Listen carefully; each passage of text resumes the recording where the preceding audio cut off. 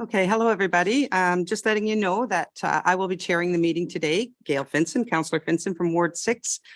Mayor McDermott will be on Zoom today. Okay, so we'll start with a land acknowledgement.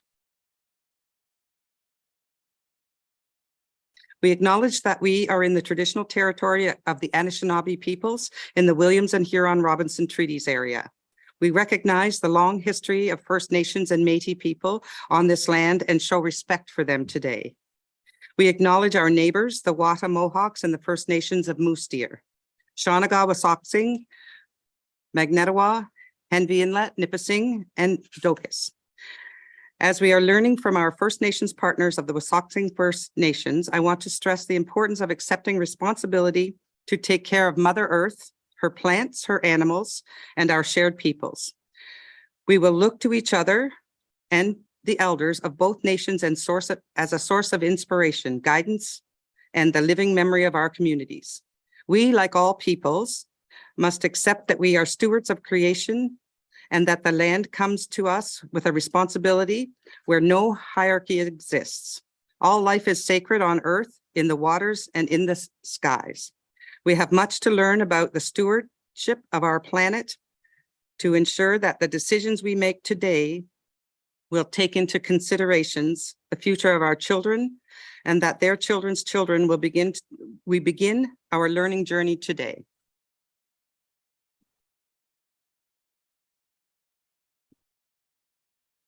And do I have to begin the meeting?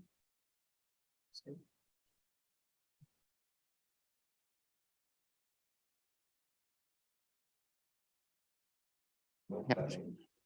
So I'd like to call for approval of the agenda.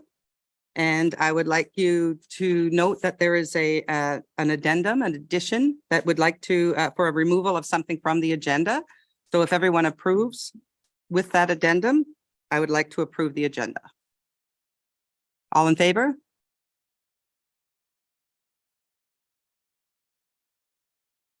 Okay, passed.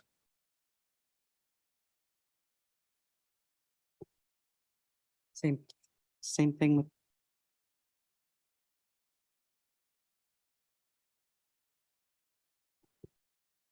I'm just going to ask if there's, does anybody have disclosure of pecuniary interests and the general nature thereof?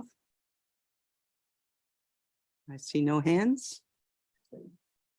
Okay, next item.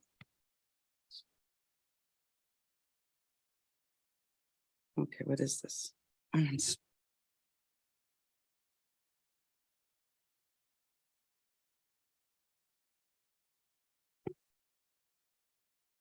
I would like to ask for a mover for the adoption of the minutes. Moved by Greg. A seconder? Mario?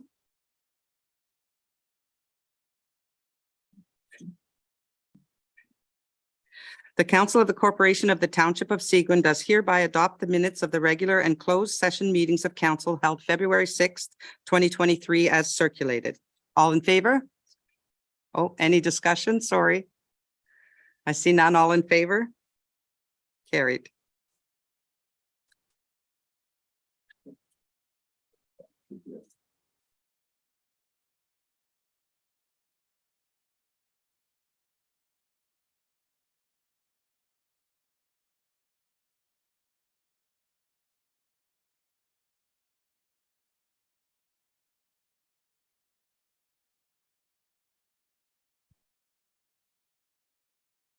The Corporation of the Township of Seguin, what do I say? Do I have to ask for mover first? Oh, okay. The Council of the Corporation of the Township of Seguin does hereby adjourn the regular meeting to hold a public meeting for the following matters. Zoning bylaw amendment application number R-2023-0001-H, Rosso Investo Company Incorporated. Zoning bylaw amendment application number R-2022-0033-H, Dalton. Zoning bylaw amendment application number R-2023-0004-F for 2555569 Ontario Incorporated. Can I have a mover? Moved by Ken, seconded by Greg. Now do I ask you? All in favor? That's carried.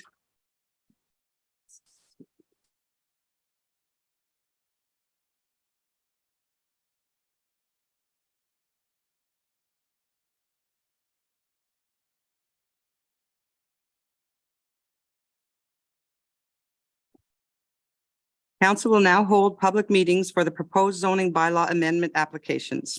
In accordance with the Planning Act, council will consider all matters placed before it prior to passing a zoning bylaw.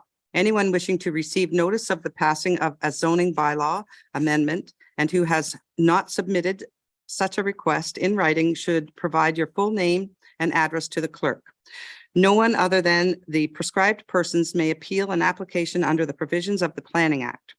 If they do not make an oral submission at a public meeting or make a written submissions to council of the Corporation of the Township of Seguin prior to the decision of council, then the Ontario Land Tribunal may dismiss the appeal.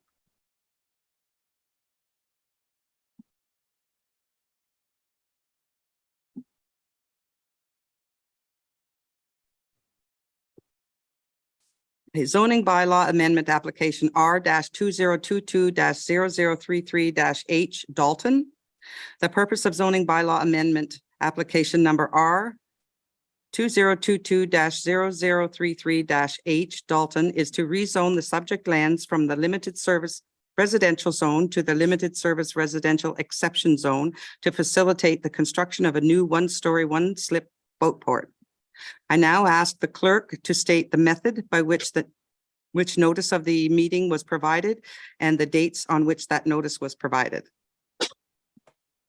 Notice of the public meeting was provided by posting the property, posting on the Township of Seguin's website, and by regular mail on February 14th, 2023.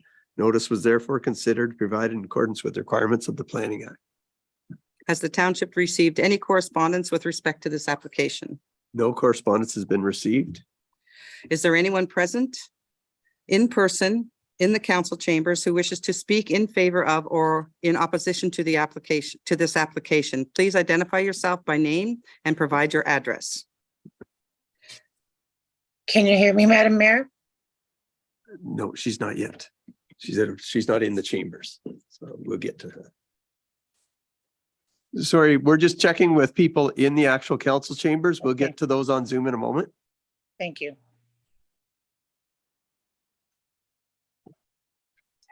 Next.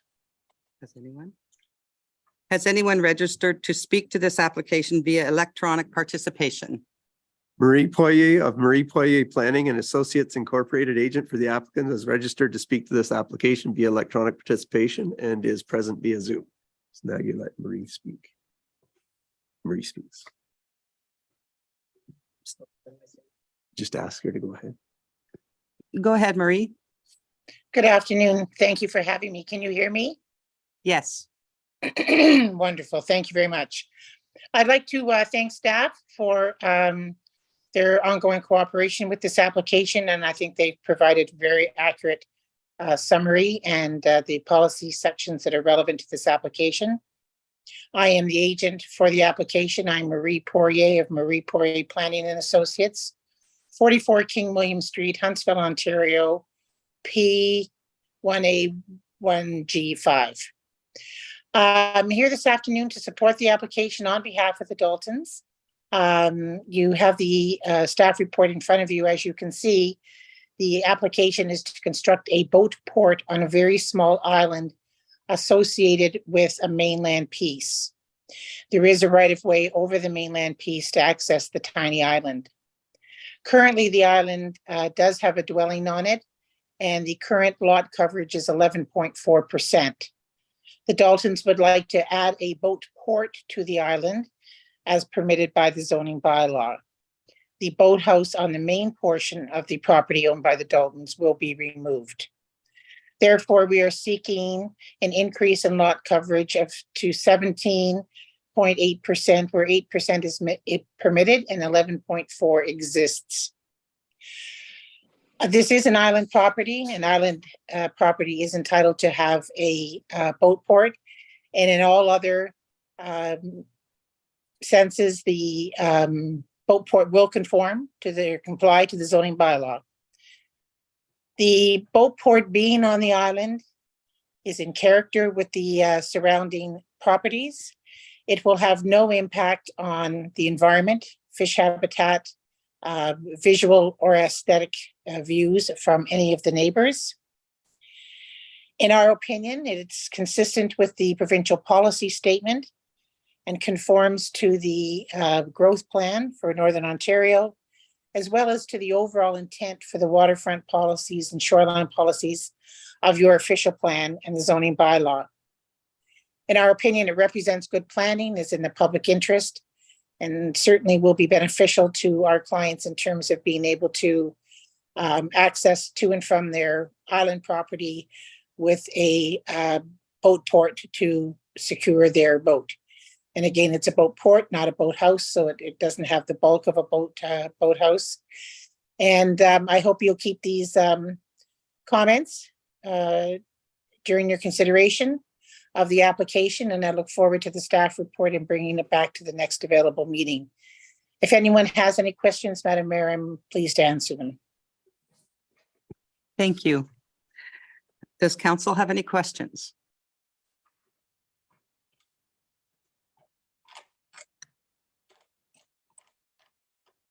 No questions? We'll move on to the next one. Thank you, Marie. Thank you. Bye, everyone. Thank you.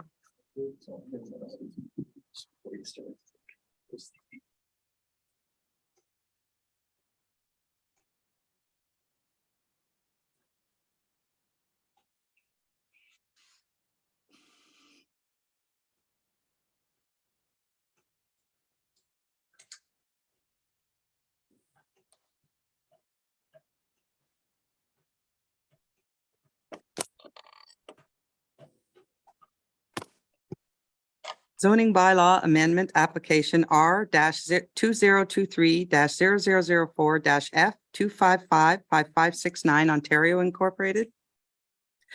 The purpose of zoning bylaw amendment application number R-2023-0004-F 2555569 Ontario Incorporated is to add a SR1-18.1H zone and additional EP zone to implement the recommendations of the environmental study. Additionally, some areas of LSR lands will be rezoned as RU.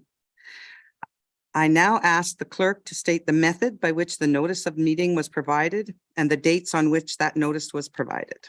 Notice of the public meeting was provided by posting the property, posting on the Township of Seguin's website, and by regular mail on February 14th, 2023.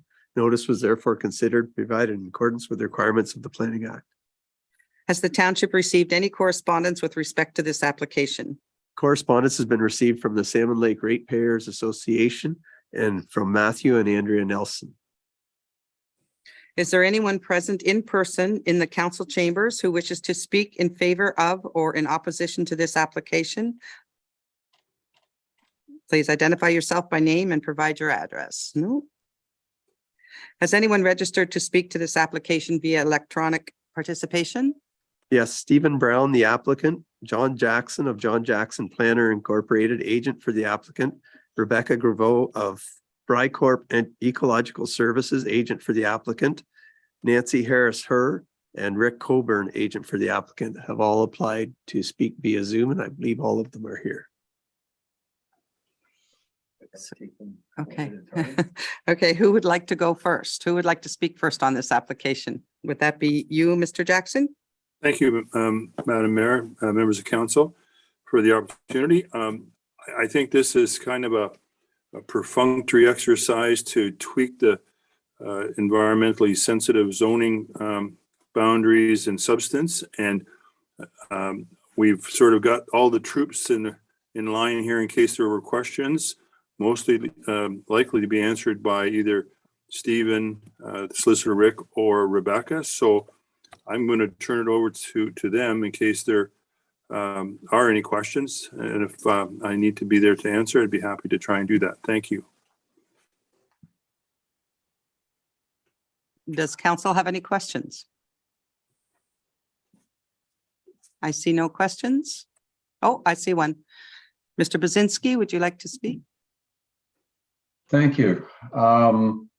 There were a number of my constituents who raised the issue about the existing portage between Salmon and Clear Lake. So I did, this morning I had a discussion with our planning director, and I think the reason for the issue was that maybe the Ratepayers Association and others didn't have appropriate communication during the site plan process, and they were afraid that the existing portage was going to be closed, and we were able to determine that no, it'll be registered on title for the 3 lots affected, and that the owners will be told that it is an existing portage, and under the Public Lands Act, anybody wanting to use it has that right. So I will communicate that back to my constituents, and I think that should resolve that issue.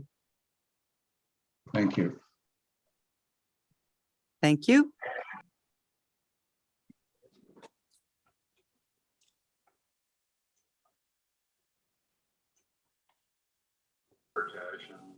Under the Public Lands Act, anybody wanting to use it has that right. So I will communicate that. Is Nancy Harris her there? I'm just wondering if she has anything to add or would like to speak to the application.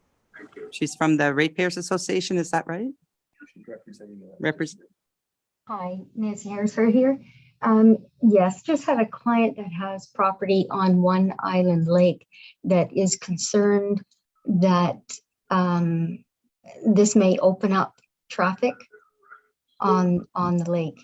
I see that it is environmentally protected, zone environmentally protected going through from the road to the lake, but is there any negative impacts suspected on One Island Lake? Or any impacts at all? Through you, Madam Chair, it's probably a question for Rebecca, but it was a request by the municipality to have a recognized corridor from the outlet of One Island Lake to Clear Lake. And so we've retained that as a block, but it won't have any particular upgrades so that it would attract or lead to more traffic, in my view. Environmentally, I'm not sure whether Rebecca could answer that, but perhaps we could allow her to offer her view. Thank you.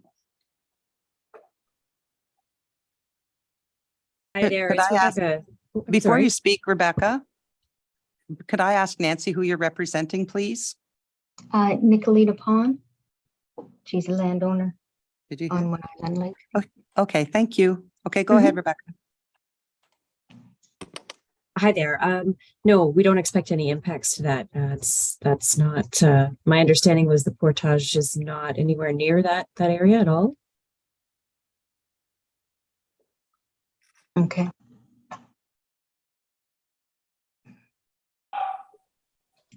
Thank you. Gary, would you like to go ahead?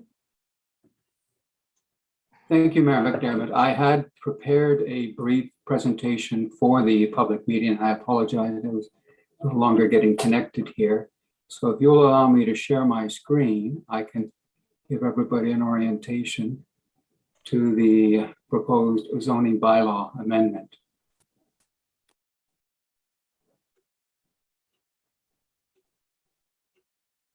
Just before you begin, Gary, can I ask Nancy, were you satisfied with the response?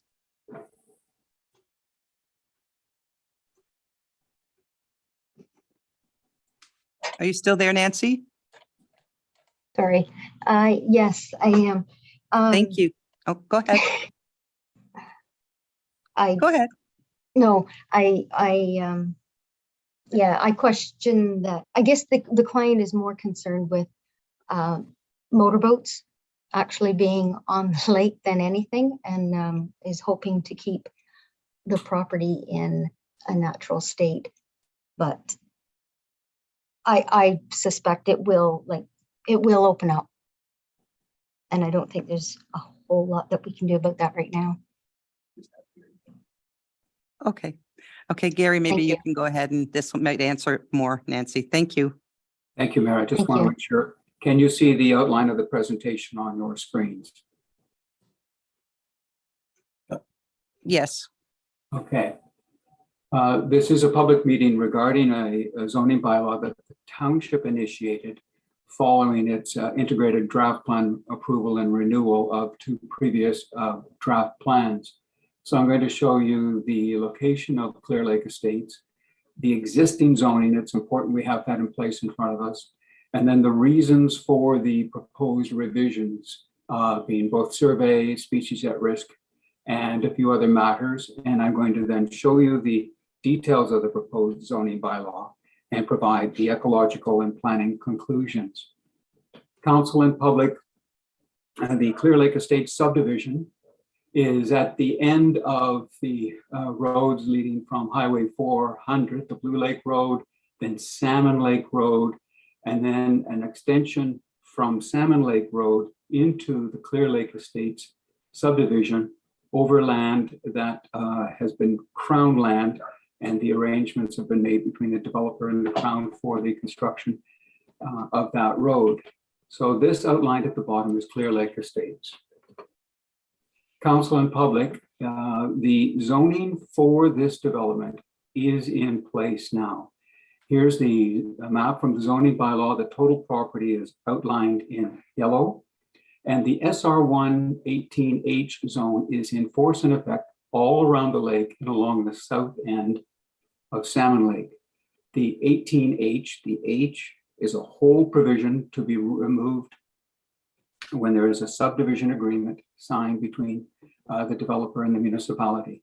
But the zones are in place for the development. What's proposed is a refinement, revision of those zones to respect all of the environmental conditions and to bring the detailed zoning up to date with the actual constructed roads. Council, zoning is law and it needs to be complete and accurate. So to do that, we are basing the proposed zoning bylaw revisions on the actual legal plan for the subdivision. This is the road leading in from the north. A road extends around Clear Lake. It's called Ouija Road, which is from the consultations with the First Nations group, First Nations, about the development and their request for First Nations names for both roads leading in.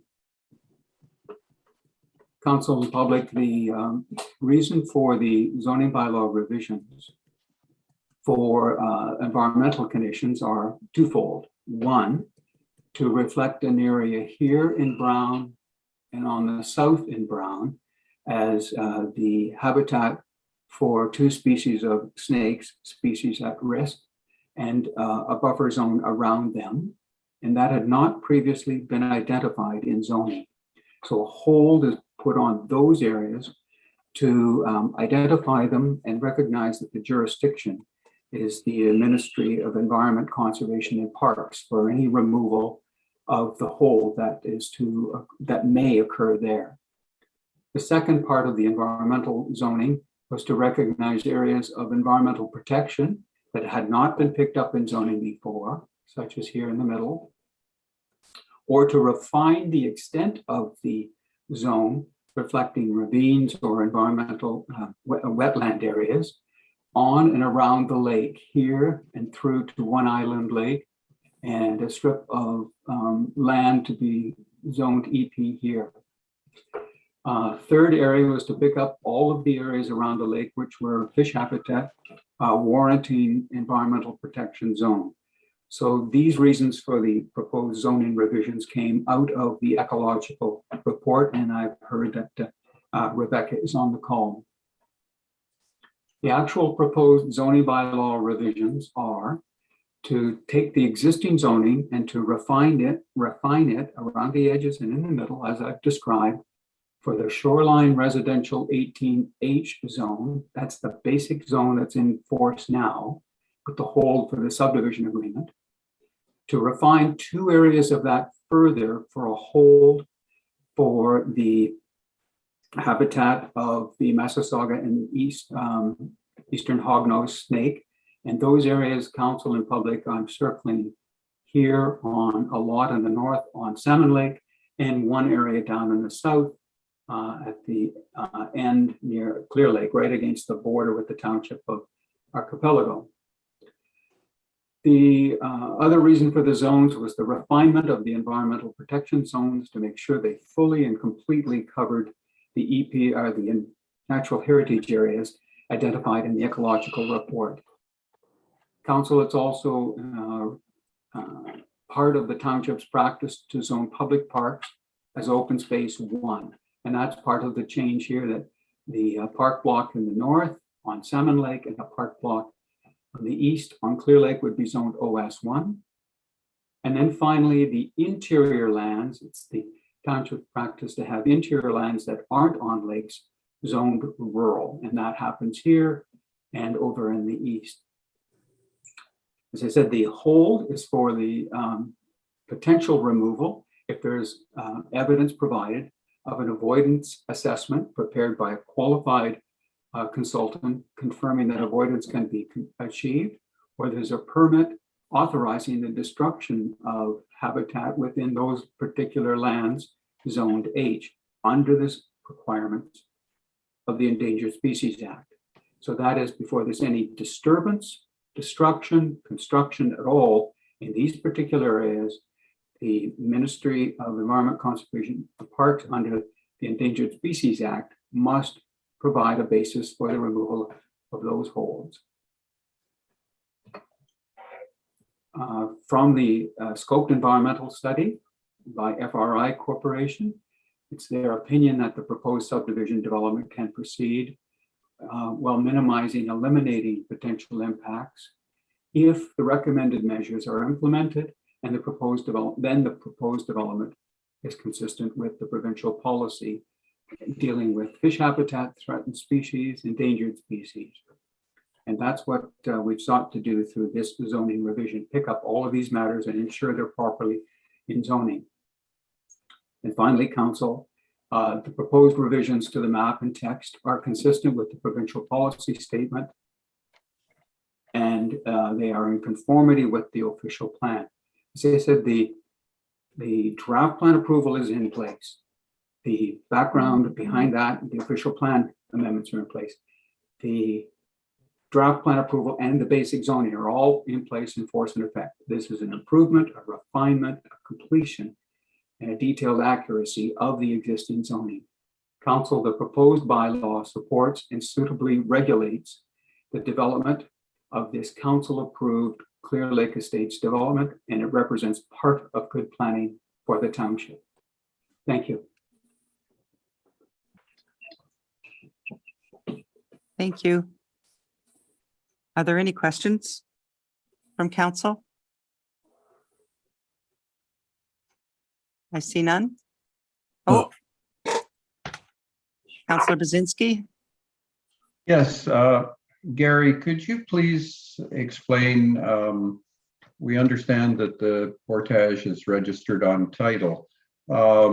Is there anything to prevent a cottage being built on top of the portage?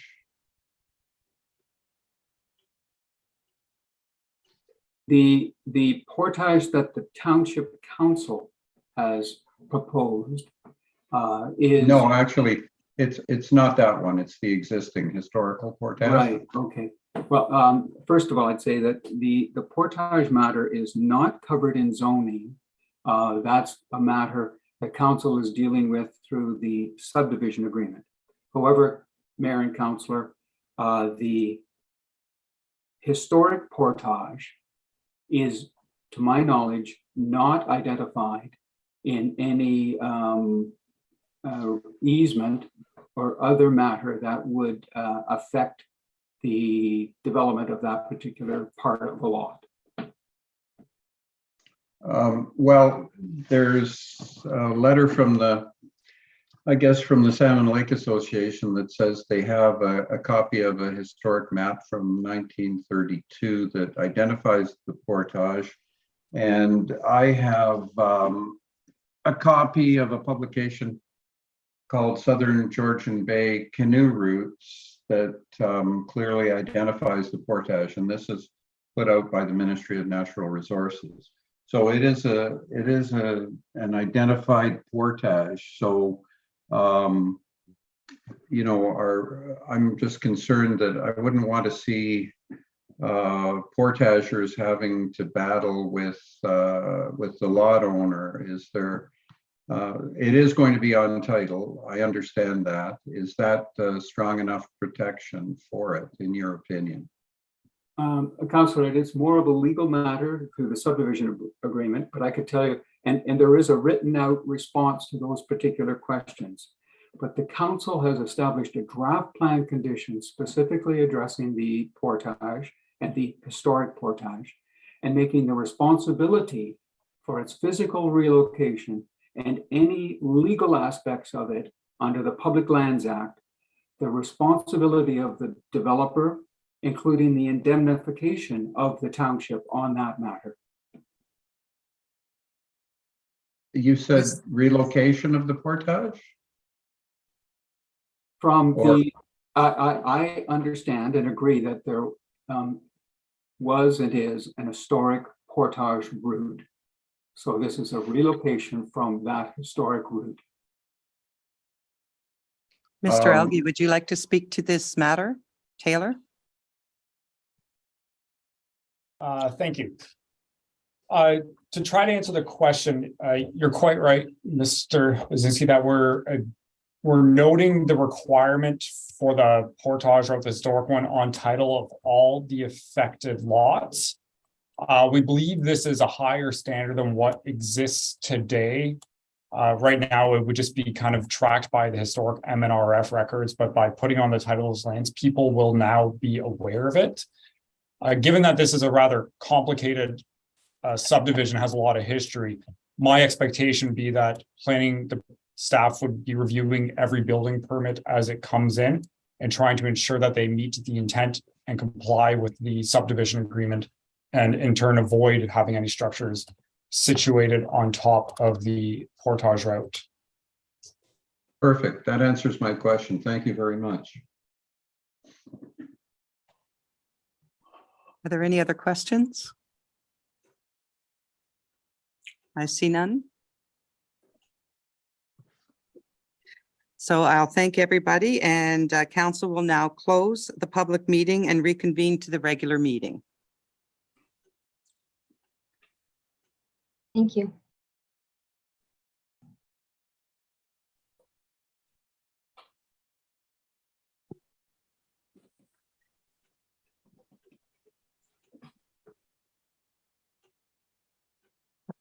How do I start it? Do I start it up there?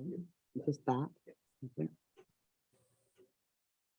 That the public meeting held for the following matters is hereby closed and the regular meeting is hereby reconvened. Zoning bylaw amendment application number R-2023-0001-H. Rosso Investico Incorporated. Zoning bylaw amendment application number R-2022-0033-H Dalton.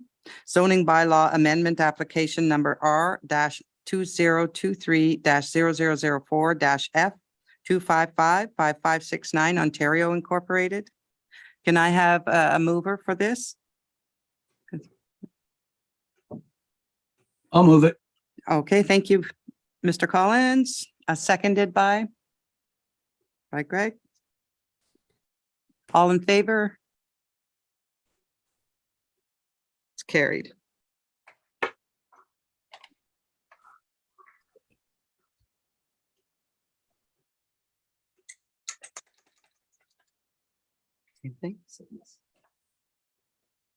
That bylaw number 2023-026 being a bylaw to amend Township of Seguin zoning bylaw number 2006-125, property roll number 4903-030-004-01200, subdivision CON -2021-0001-F, Clear Lake Estates.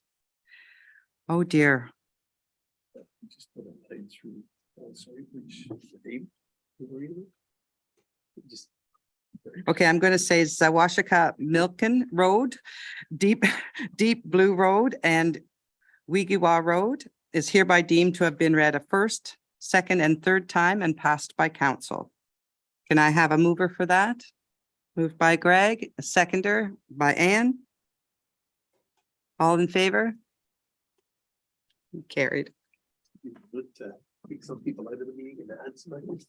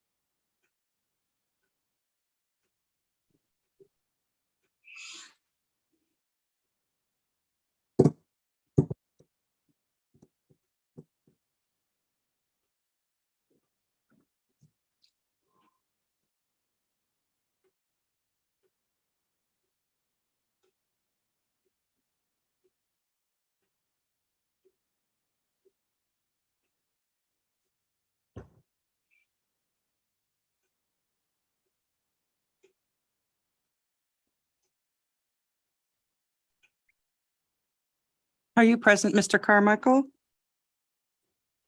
Yes, I am. Okay, wonderful. So we have a delegation and one sec.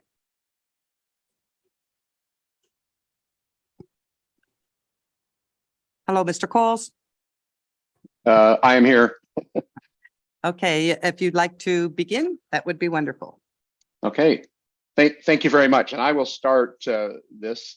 I'm Art Coles. I'm the current chair of the Belvedere Board of Management for the Belvedere Long-Term Care Home that we participate in, or Seguin participates in. I want to thank you for the opportunity to be here today and to bring you up to speed on some of the activities that we have going on in terms of our life lease program. And as we proceed towards our campus of care. With me today is our provincially appointed representative on our board, Don Carmichael, and Don has a presentation he's going to make to you all. Thank you. Don. Thanks very much, Art, and good to see some of you again. And thanks for inviting us. Can you see the screen? Yes, Yes. we can. Yes, you can. Okay, so here's the agenda today is the primary purpose of the agenda today is to talk to you about guaranteeing the financial arrangement to buy back life lease units over time. And so there's a number of slides, and so I'll get right into the background. So it's almost 2 years ago now that all 8 municipalities that own Belvedere Heights land and building asked the government to take back the management of the beds. As you know, we do not own the beds. We just manage them on behalf of the ministry because we are a district municipal home. And we've asked them to do that so they could build a campus of care, consolidating long-term care on the West Prairie Sound Health Center site. And that would be a new 160-bed facility. And then the 101 beds that we currently manage on the Belvedere site would then move into that new facility. And then it was anticipated that that building would close and perhaps would be become sold for redevelopment. If that was the case, if that actually happened, then the existing life lease building would probably also be vacated in a time frame at least 5 years or perhaps beyond. Now, about life lease, it's a right to occupy. So anyone who's older than 55 years of age can buy a life lease unit, which allows them 50 years occupancy until they are no longer able to live independently. On average, those people pay $220,000, my apologies for that, for their right to occupy. There are various models that in terms of how it works with market value, price indexing, fixed values, declining balance, like a reverse mortgage concept. We'll be talking probably about the first three, which is sort of applies to our life lease owners.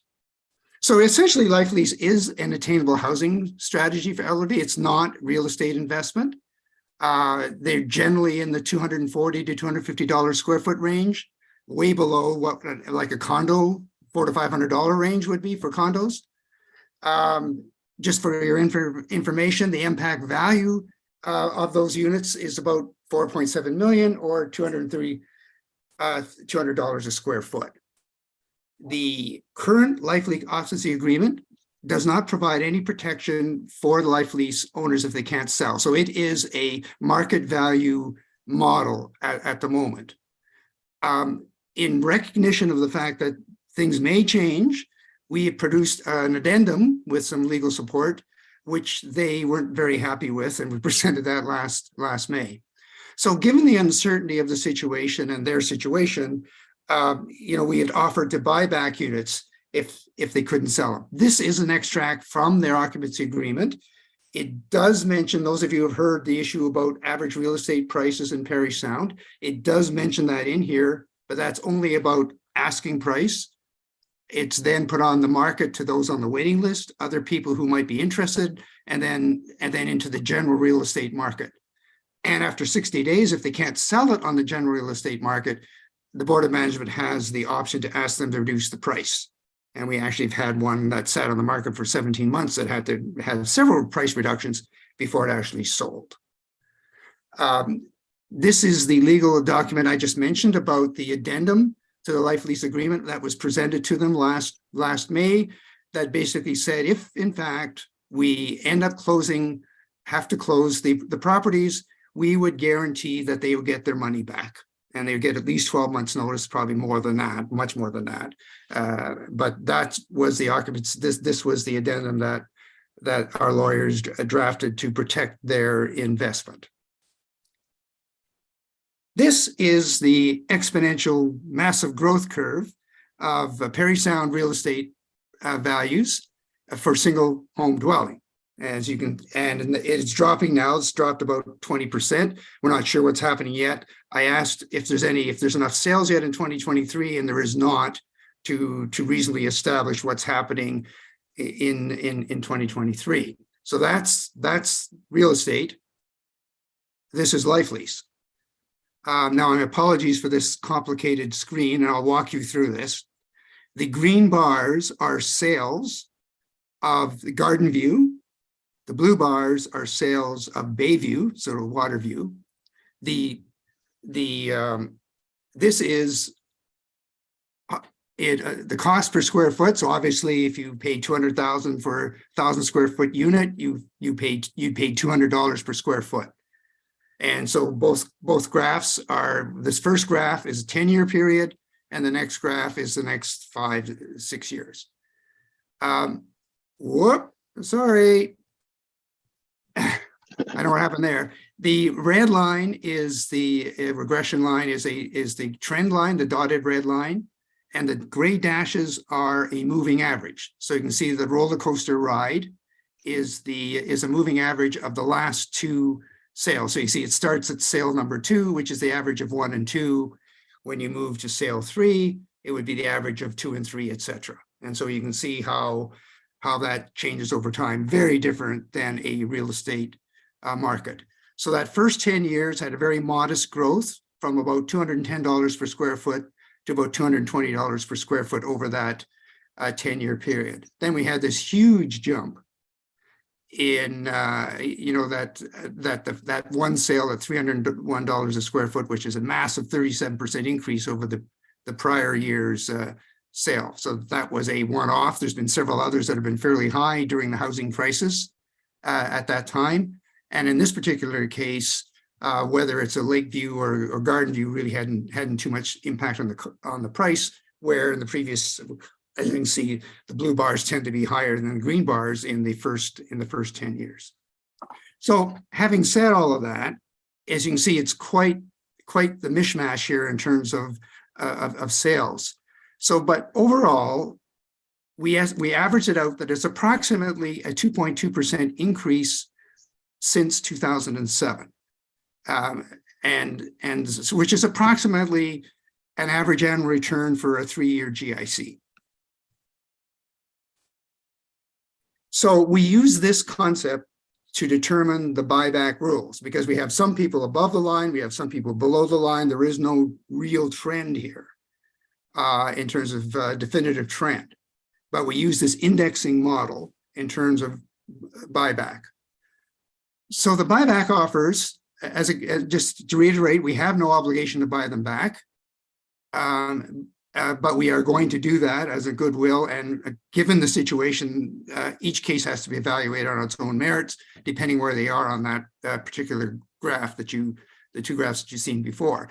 So that if they're below the line, they would get that 2.2% for each year. So, for example, one of the offers, this year for a purchase in 2017, they would get 13.2% increase, which is 6 times the 2.2%.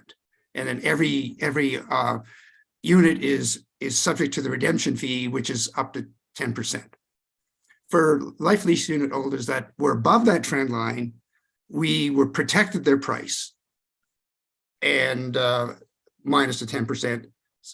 And some of them may be eligible. Some of the really old purchasers, 10 years ago that purchased above the trend line may be eligible for some adjustment, but that would be on a case-by-case basis. But it's based on that general theory about where you are with the trend line and where we're ending up at the end of the day.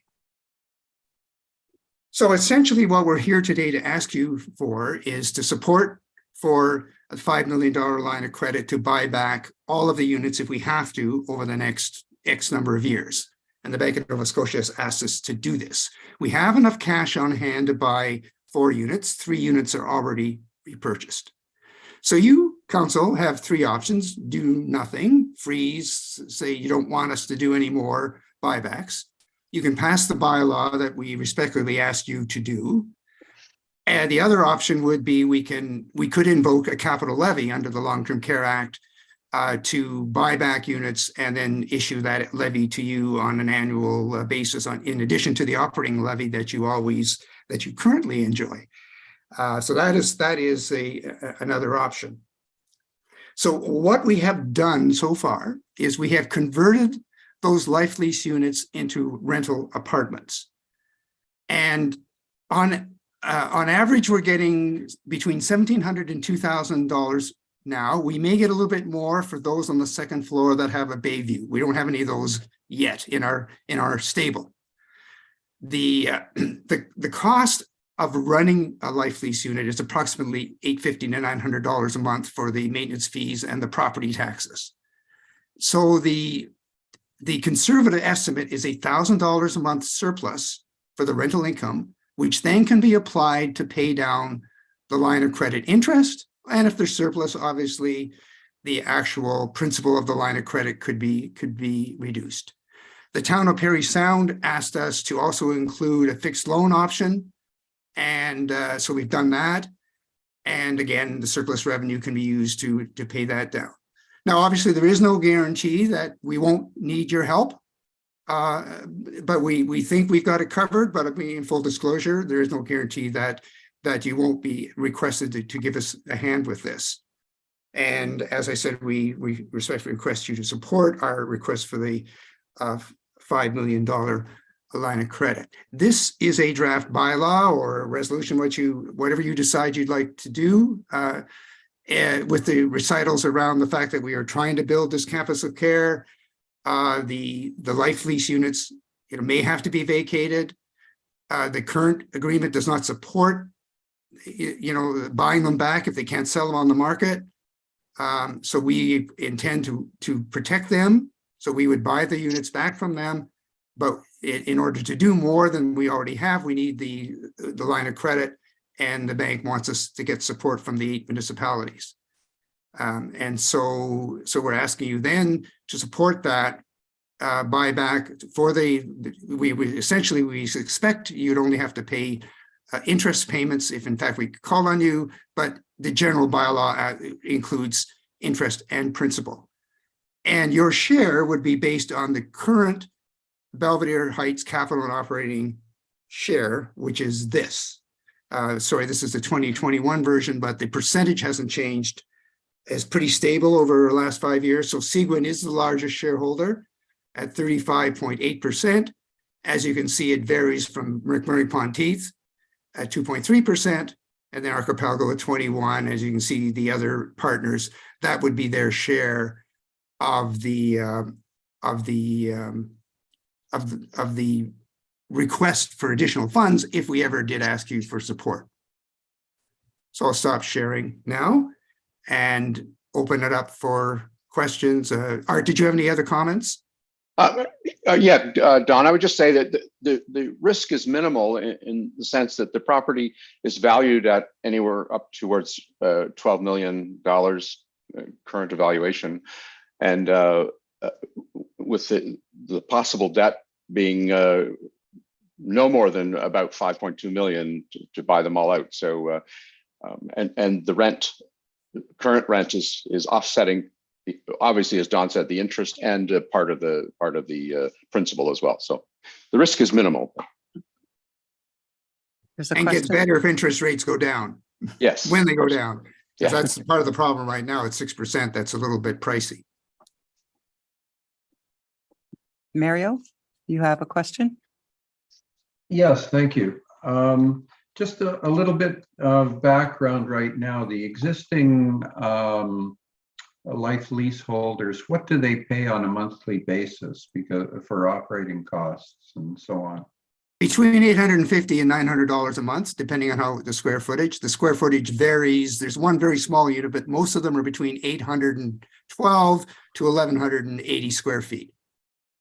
Okay. So it obviously varies between, there are 20 units that are 2-bedroom units and 4 bedrooms that are 1-bedroom units. So obviously the maintenance fees and the property taxes that they pay to the town of Parry Sound will vary. But that's approximately what they pay now. Okay, great. So, I mean, I've seen in the local paper some negative press about trying to push the leaseholders out. And I was just wondering, like, it probably will be what, at least 5 years before you could have any construction of the 160 units adjacent to the hospital.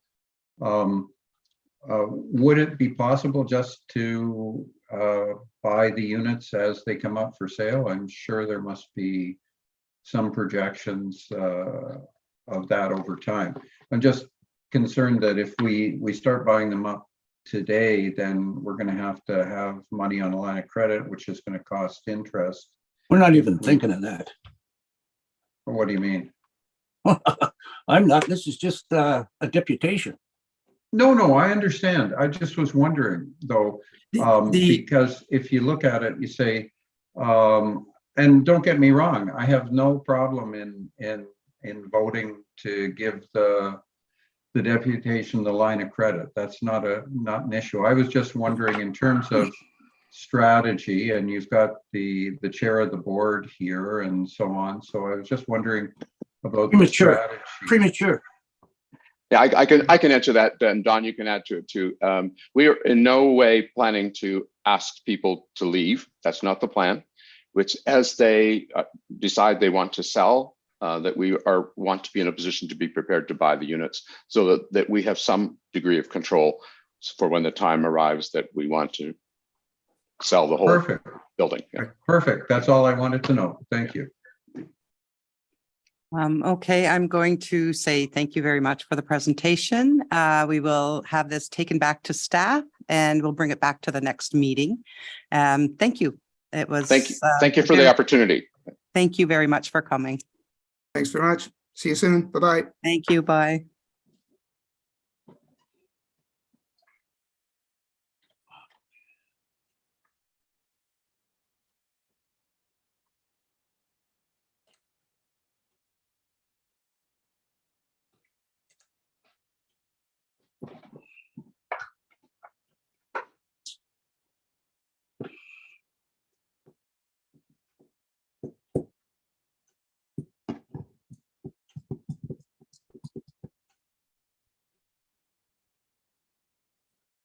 Caitlin Potts, are you with us? Hello, yes, thank you. Hi there. So we have a Hi. presentation from MPAC from Caitlin Potts, and go ahead. Thank you so much. I'm just going to go ahead and share my screen.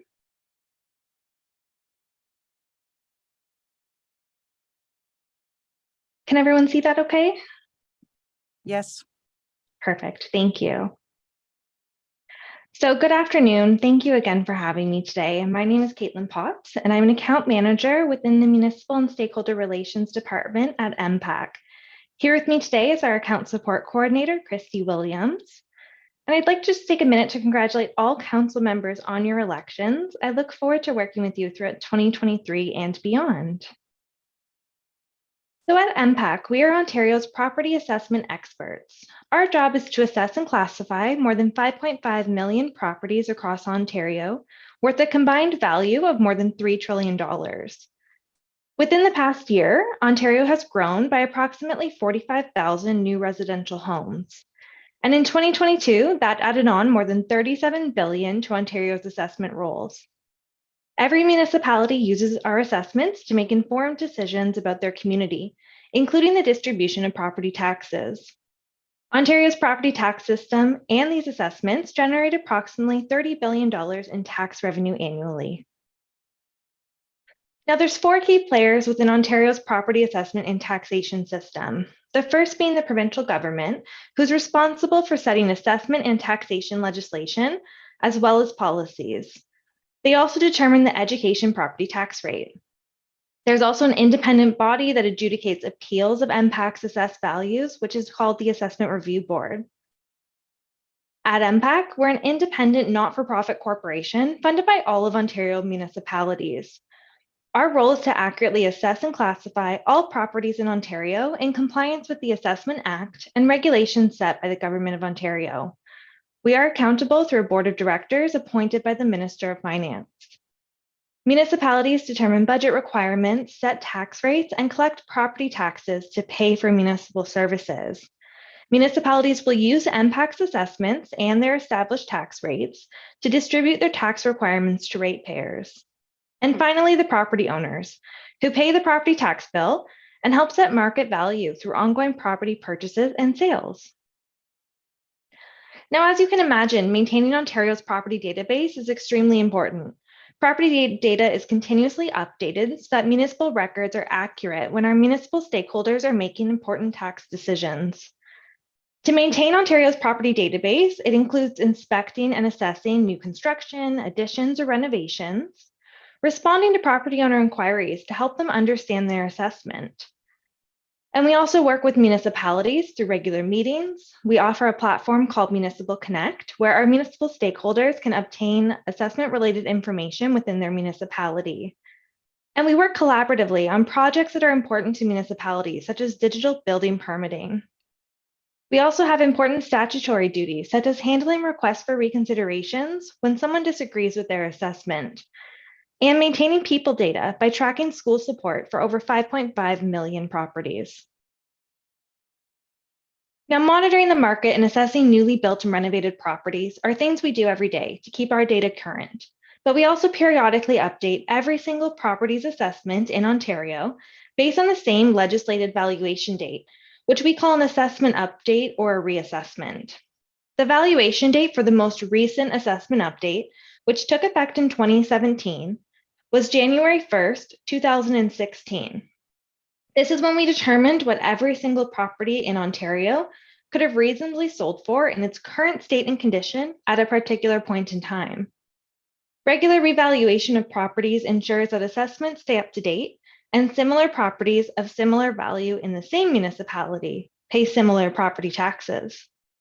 Provincial legislation determines when MPAC conducts each province-wide assessment update, and they also set the evaluation date for each update cycle.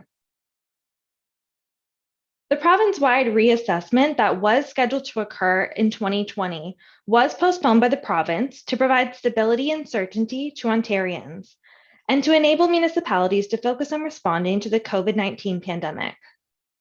As a result, property assessments continue to be based on a legislated valuation date of January 1st, 2016. And MPAC continues to maintain and update the assessment role to reflect changes such as new construction and improvements to property. And when it comes to new buildings or structures, MPAC will determine a value as of January 1st, 2016, to ensure equity when comparing to existing structures. So Ontario's property tax system is based on everyone paying their portion of what it costs to deliver community services. And to do this, all properties are assigned a value at a common valuation date. And this is a principle we call current value assessment. It's the price a property might reasonably be expected to sell for if sold by a willing seller to a willing buyer after appropriate time and exposure on an open market. So let's talk now briefly about valuation and how properties are valued in Ontario. Your type of property will determine which type of approach is applied. First, we have the direct comparison approach. This is where we analyze recent sales of comparable properties that were sold for a similar or identical use as the property to be valued. And it's important to note that only valid open market transactions are used during that analysis. That approach is commonly used with our residential properties. The income approach is the ability to earn revenue that's tied to the real estate and not the business that may be run from that location. So in other words, it's not the revenue that's being generated by, say, the Walmart, but rather it's the income by way of rent that the landlord can generate through the ability to lease that space to Walmart. And finally, we have the cost approach. Now, this approach is used when a property type is so unique and rarely sold on the open market, so we're not able to rely on the direct comparison or the income approach due to lack of data. So we talked about how we value a property, but what draws our attention to a property? And it's typically one of the following things: a market sale, a request from a municipality or property owner to review their property, any building permit activity, or a request for reconsideration or an appeal would all trigger us to review a property. And when it comes to building permits and plans, MPAC's role is to turn those into assessment for a municipality. Our municipal stakeholders rely on MPAC assessments to levy property tax. Every year, MPAC processes on average about 300,000 building permits. Those would be for new developments or any alteration or renovations to a property. We are the only organization with a data set of all building permits in Ontario, and our understanding of this data gives us a unique perspective on ways to modernize its collection and exchange to support our municipal partners. So after we've assessed a property or changed an assessment, we mail the property owner a property assessment notice. But sometimes a property owner doesn't agree with MPAC's assessed value. So a property owner might connect with the municipality or council to let you know that they disagree with our assessment. But it is important to note that property assessments are not taxation. And if you are to get an inquiry, you could help us by asking the property owner a few simple questions.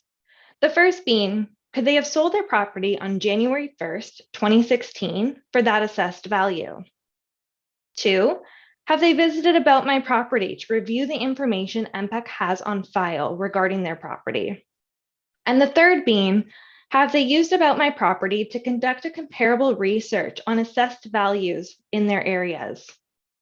And finally, if a property owner still disagrees with their assessment, they have the option to file a request for reconsideration, which we will review free of charge. And the fastest way to start that review is by filing that request for reconsideration directly on About My Property, which can be found on our mpac.ca website.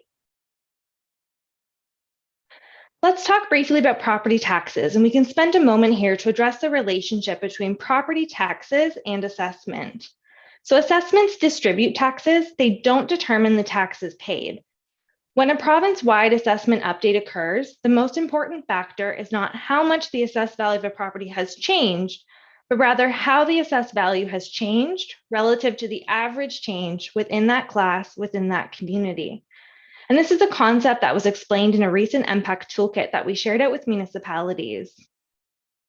And speaking of that toolkit, in anticipation of the next province-wide reassessment, we have implemented a strategy to address misconceptions about the relationship between assessed value and taxation, including resources for municipalities. This digital toolkit is available on mpact.ca, and it can help mitigate misinformation and provide support and resources to educate and inform property owners. Within the digital toolkit, you can find a new video. It's called How Your Property Taxes Are Calculated Based on the Assessed Value of Your Home. I highly suggest if there's anything you take from this toolkit, you take the 3 minutes just to watch that video. It's extremely informative. So thanks again for having me here today. A big part of MPAC's commitment to service is staying connected with our municipalities. So if not already, I would like to make sure you're subscribed to our In Touch newsletter, which is a monthly municipal e-newsletter, and that can be done on mpact.ca.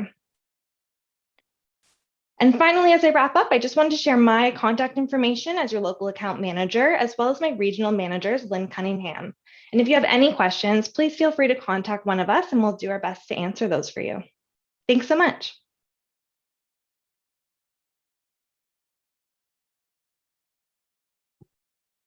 Thank you, Caitlin. Does anybody have any questions?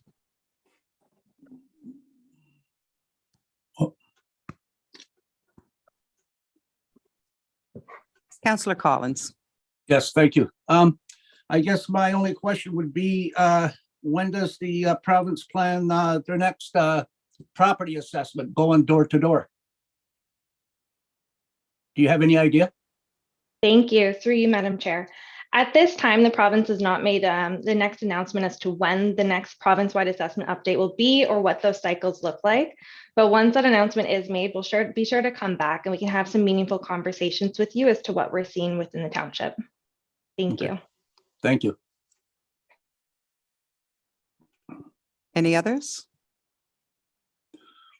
Thank you very much for your presentation. Thank you for having us today.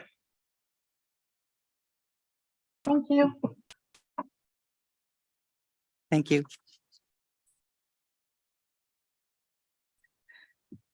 That the Council of the Corporation of the Township of Seguin does hereby receive the staff reports as presented on the agenda for the March 6, 2023 meeting of council. Can I have a mover for that? Okay, moved by Greg, seconded by Terry.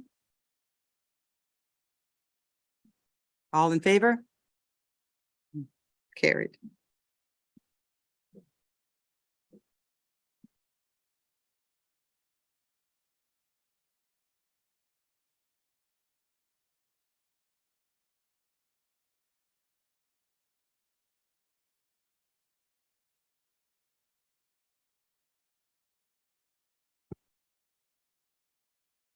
Okay, that bylaw bylaw number 2023-021 being a bylaw to enter into an agreement with Peter Ernst related to an agreement under section 5126 of the Planning Act, RSO as amended, file number ARG-2023-0001-H is hereby deemed to have been read a first, a second, and a third time and passed by council. Can I have a mover, please? Is that you, Terry? Moved by Terry. Seconded by Ken.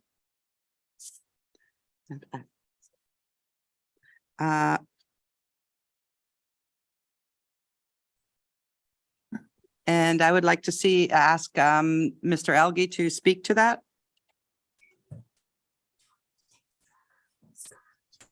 Is it Pete? Is it him?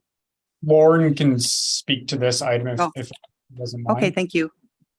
Go ahead. Thank you. So this is a 5126 consent development agreement in front of you.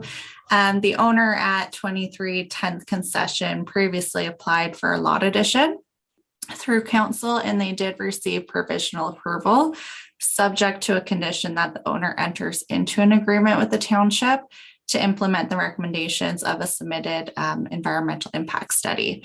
So the passing of the proposed bylaw in front of you today will allow for the agreement to be executed and for the condition of consent to be satisfied. I'd be happy to answer any questions you may have. Thank you. Thank you. Any questions from council? I see none. All in favor? That's carried.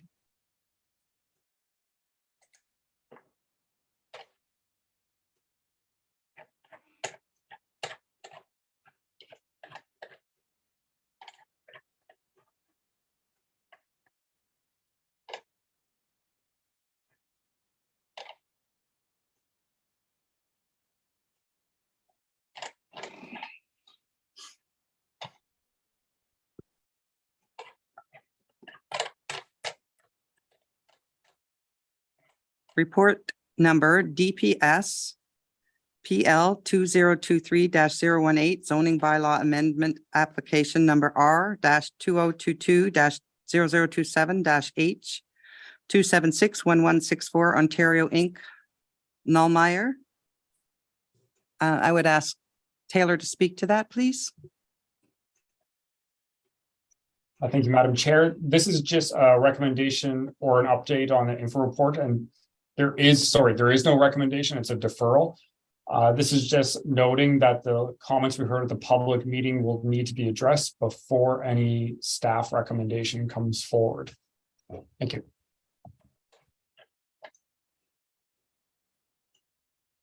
Thank you. Are there any questions? No.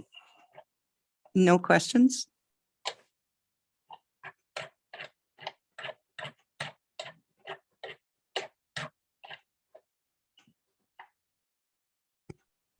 That bylaw number 2023-025 being a bylaw to deem lots 14 and 15 WS of Orr Street on Plan 82 pursuant to Section 50-4 of the Planning Act not to be on a plan of subdivision, property roll number 4903-040-008-08800, 4903-040-008-08900, file number D-2023-0001-C Bush is hereby deemed to have been read a first, second, and third time and passed by council.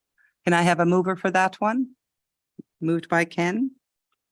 Seconded by Mario. And would Lauren like to speak to this one? I sure can. Thank you. So the proposed deeming bylaw would allow for two abutting properties in Orrville to merge into one.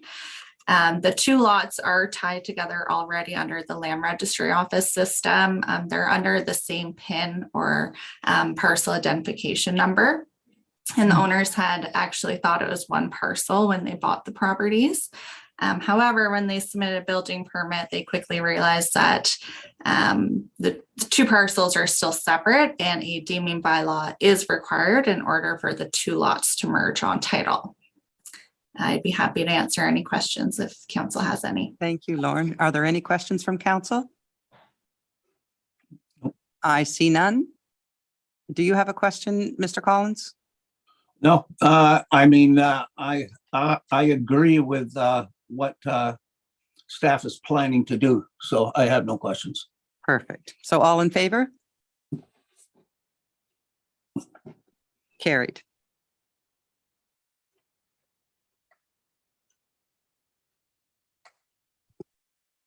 That bylaw number 2023-028 being a bylaw to amend Township of Seguin zoning bylaw number 2006-125, property roll number 4903-010-007-02600, application number R-2022-00220-H, Ronald Renault, is hereby deemed to have been read a first, second, and third time and passed by council. Can I have a mover for that? Moved by Greg. Seconder? Seconded by Ken.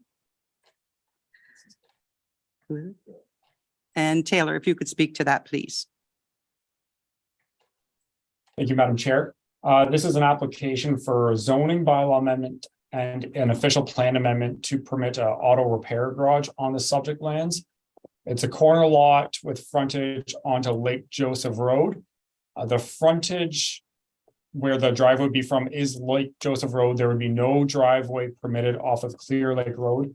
The amendment requires buffering to the residential property to the east, so there'll be a 10-meter setback plus a minimum of 6 meters of trees, and it'll also be subject to site plan control.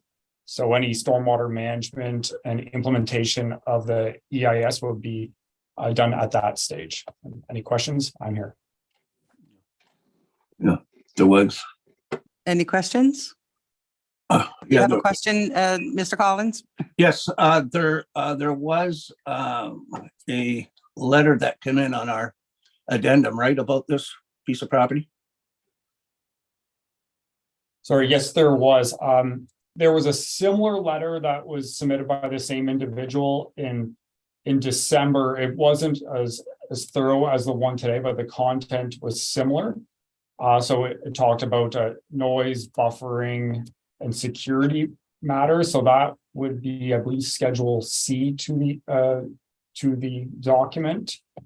Let me just double check that. Yes, it is. So it's the second page or the bottom. It has individual's name and it's handwritten. That's his neighbor, isn't it, Taylor? That is correct. Yes. And he's not in agreement. He's not in agreement of what he's preparing to do there, correct? Yes, that is correct. An attempt to alleviate some of those concerns, the increased setback of 10 meters and vegetative buffer, as well as ensuring the entrance comes off of Lake Joseph Road, was staff attempt to mitigate some of those concerns. Okay. Councillor Fellner?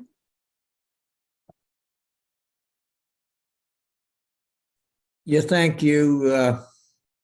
To you, Madam Mayor. Taylor, currently there's a snowmobile trail that runs along the front of that property.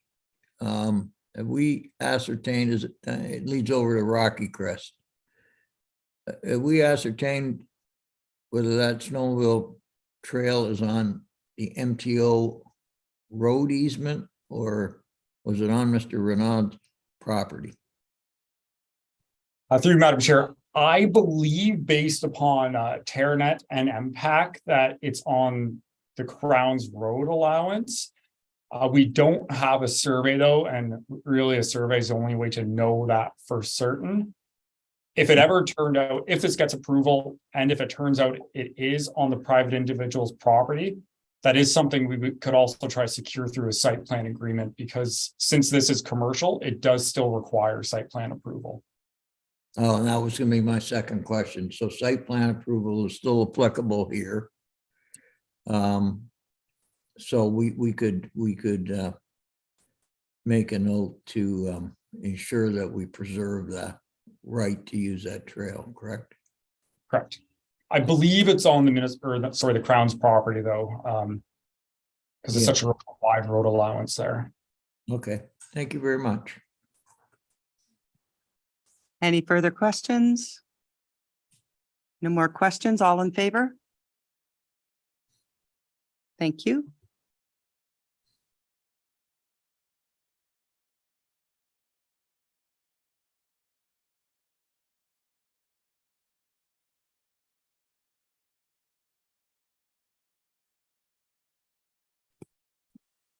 Okay, that bylaw number 2023-027 being a bylaw to adopt amend number 11 to the official plan for the Township of Seguin, OPA 2022-001-H Renault is hereby deemed to have been read a first, second, and third time and passed by council. Can I have a mover for that? Mario? And could I have a seconder, please? Seconded by Councillor Fellner. All in favor? Carried.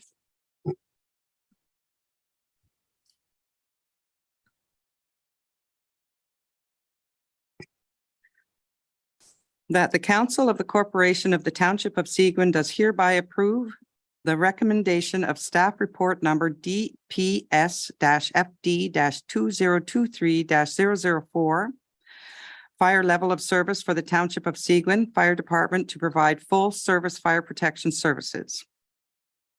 And that council does hereby authorize and direct staff to prepare the necessary documentation for the implementation of the services. Can I have a mover for that? Moved by Councillor Getty. Seconded? Seconder? Second. By Councillor Fellner.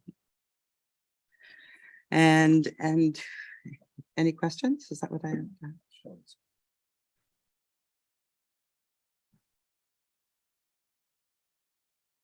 Okay, and I would like to have Sean speak to that, please. Okay, so in July, the province had passed, hold on, I'm just gonna pull up my report here. Had passed Ontario Regulation 34322, which is pushing us towards re-identifying our level of service that we provide. So as identified on the Schedule 1, there was 8 options for us to provide, to identify. I'm recommending we move to the full certification, as that is consistent with the level of service we're currently providing. So staff are ready to be certified. Once we identify this level of service, then we'll put our training plan together for getting everybody certified and officially providing that level of service. Great. Thank you. Any questions for Sean? No questions? All in favor? It's carried.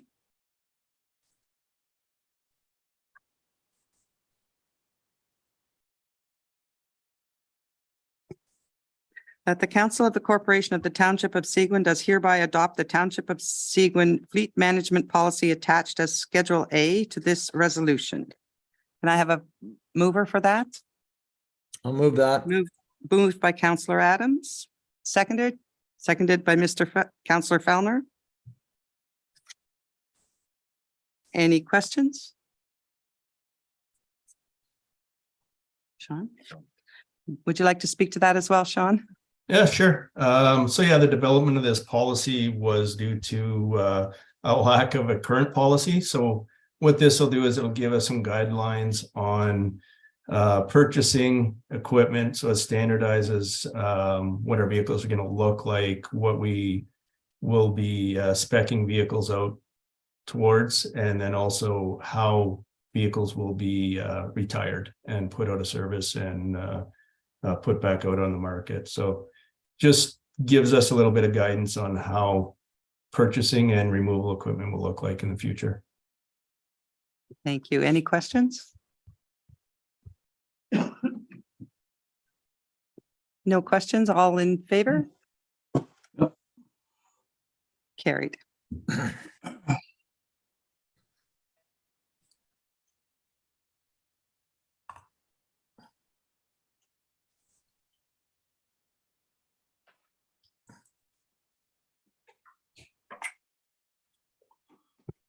That as per the recommendation of staff report number PWRD 2023-002 attached as Schedule A, the Council of the Corporation of the Township of Seguin does hereby direct staff to purchase 2 new tandem axle plow trucks with budget allocation from 2023 and 2024 plus taxes.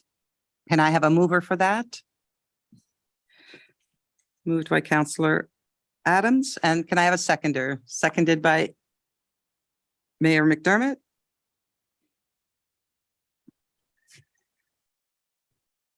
I'll have Jason Inwood speak to that one. Thank you, Madam Chair. Director McLeod is attending some training offsite today, so I'm covering for him. Essentially, Council approved a new plow truck in 2023. When talking with suppliers, what we've learned is we will not receive delivery until later in 2024. Our forecasted budget for 2024 has another vehicle included in the forecast budget for replacement as outlined in this report. Ordering 2 today would ensure that we would get delivery of both in 2024 and likely includes some economies of scale when purchasing 2 vehicles rather than 1. So We're seeking council direction to proceed with the purchase of 2 with an anticipated delivery date of 2024. Any funds that are allocated in this year's budget would be carried forward into next year's to make payment after delivery. Happy to answer any questions council may have. Thank you. A question from Councillor Bazinski. Yes, Jason, are these plow trucks to replace existing inventory? Yes, it is, Councillor Brzezinski. Thank you.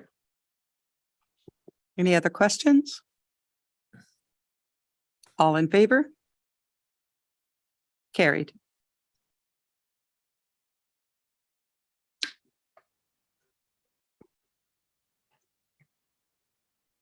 That as per the recommendation of staff report number PWRD-2023-003 attached as Schedule A, the Council of the Corporation of the Township of Seguin does hereby direct staff to amend the 2023 draft capital budget from 75,000 to 100,000 funded from the capital reserves.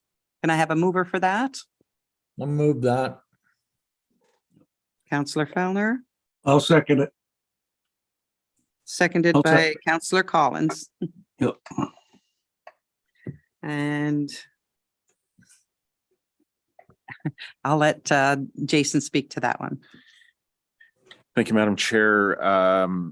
The report is pretty specific and outlines the request here. We've tendered through an RFP out for our roads needs study.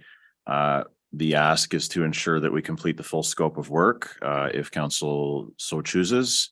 If council would like us to stay within that original budget amount, we would have to de-scope the project a little bit and take some of the work out. And that, for a variety of reasons, is not our recommendation. We would like to see this study done in its complete form and are seeking some additional funds to make sure we can complete that work. Happy to answer any questions, Madam Chair. Thank you, Jason. Any questions? Councillor Brzezinski.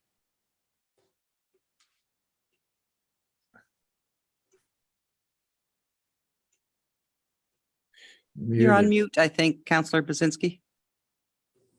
Sorry about that. Jason, when will the report be available for ratepayers in the township?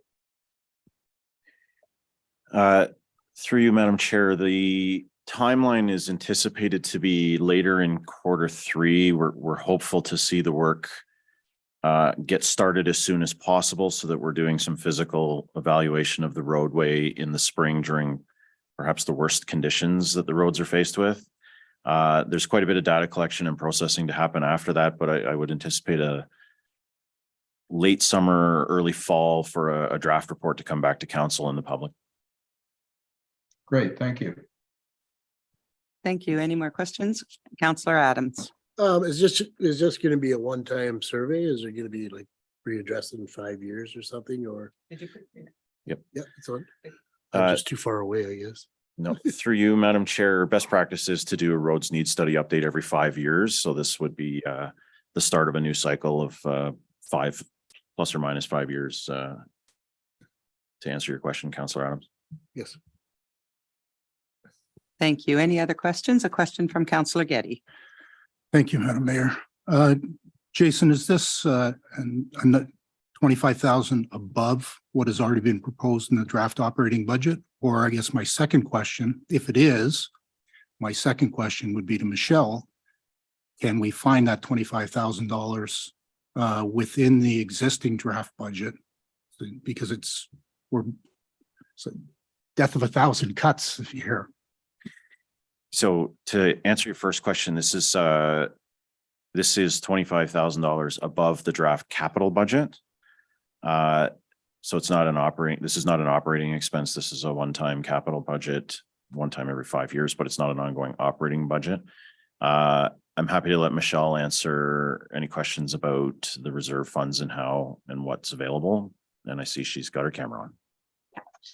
So what happens now, from now until when the actual final capital budget is formally passed, is we're going to have a number of adjustments. We're going to have some ups, we're going to have some downs based on the carry forwards being finalized in the audit.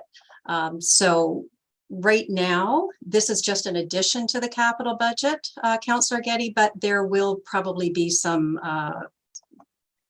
decreases as well by the time the budget gets passed.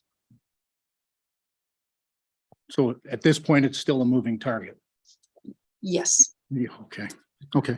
I think we should go with the full study. I'm not saying that should we go at cutting back, but we've had a number of issues come before council as we're preparing both the draft operating and capital budgets, none of which have been decreases. And I just want to make sure that we can look at ways of trying to hold this back.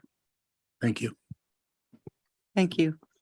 Any other questions? Oh, Councillor Fellner, forgot his name. James, through you, Madam Chair, to Mr. Inwood. So is this new study, is this going to include a standard of care for maintenance of existing roads? Is that where that's coming through, the study?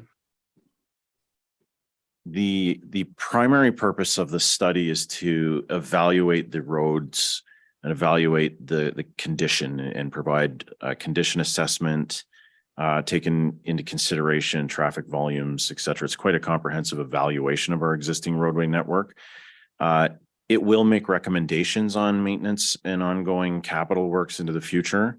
That will inform a standard of care discussion that the Public Works Department will undertake and bring back to council, for an approved level of service, if you will. But this work will inform that decision. So I think the answer is yes, in part. Okay, thank you.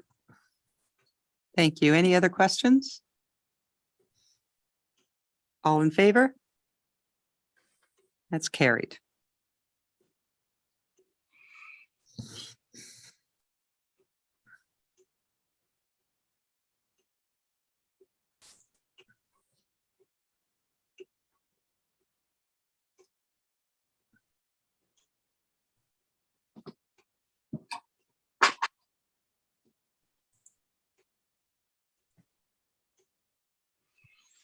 Okay, we're on now on number 8, business. Scheduling of a special meeting of council, short-term rentals, and I will let Taylor speak to this. Thank you, Madam Chair. I'm sure it's no surprise to anyone, but short-term rentals is a contentious topic that has the risk of taking over a regular council meeting. So staff is suggesting a special council meeting next week, so the 13th, to discuss only short-term rentals to avoid making a regular meeting run until midnight. Thank you. Are there any questions? Councillor Geez, I Kent? hate going to work on a Monday. So are we talking, what time are we looking to start the meeting? Are you proposing? It would be regular time at 2:30, I believe. Okay. And then the second question is, where are we planning to have that? Or where are you proposing to have that meeting? Given it's a recommendation meeting, it would be the same format as what we're doing right now. So we had the public engagement in late 2022. We had the follow-up report explaining what the public said. So this wouldn't be an open microphone public meeting, but more so a recommendation for council to make a decision. So we're not looking to have any public input or any public presentations? I think the idea is that the public has already spoke to it. I believe, and I'd ask Craig to correct me, that council can deviate from that, though. I believe the procedural bylaw says that the same kind of message shouldn't be said twice, but ultimately it's council's decision on how to implement the procedural bylaw. I would like to let Mayor McDermott speak to that for a bit. I think it's really important that we recognize that this issue has been before council over the last 2 and maybe even 3 terms of council 21 times. We've done numerous public engagements, both surveys. I know that I handed a big pile of paper over to Taylor, months ago, of all the correspondence I've received over the last 5 years. So the public has been engaged. What's coming forward on the 13th is a staff recommendation for council to take the next step and either accept or reject or discuss the staff recommendation. We have consulted with the public. Thank you. Well, we Any have other- all week.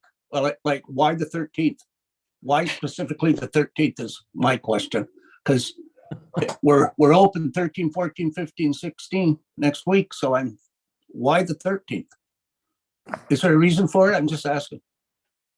I think staff was just thinking it was a regular council day, so we were just trying to keep it consistent in that regard, but if council prefers another day, I think we could figure that out as well.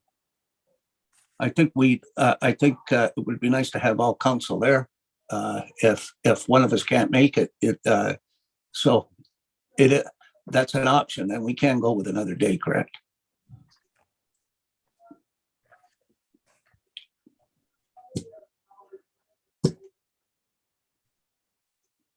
So I guess that's the question. Is anyone unavailable on day? Is anybody not available for the 13th?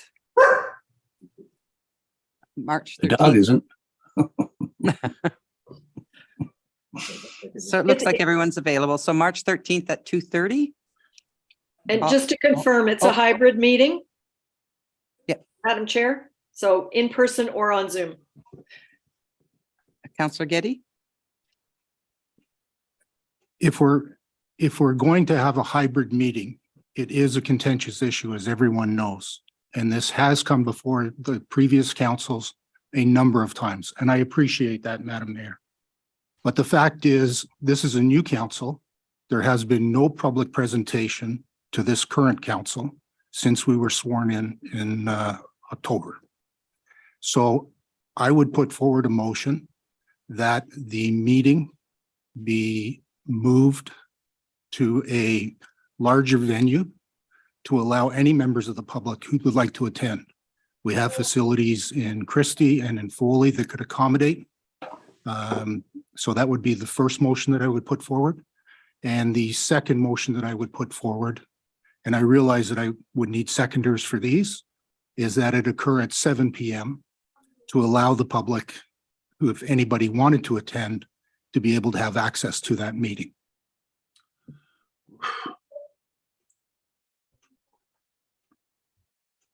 Anybody else want to speak to that?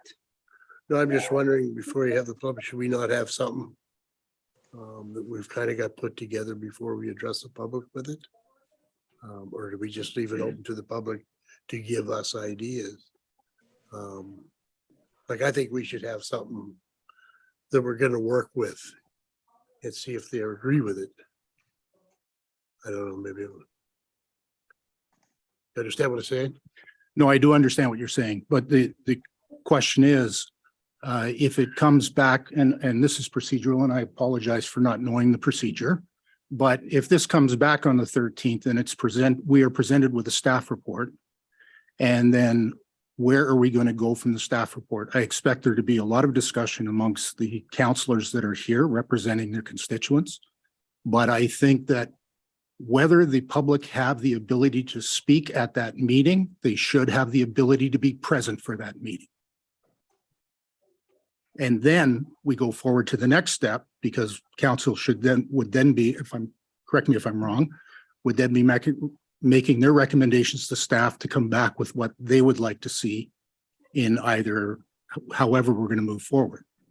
But I think that this is a big enough issue.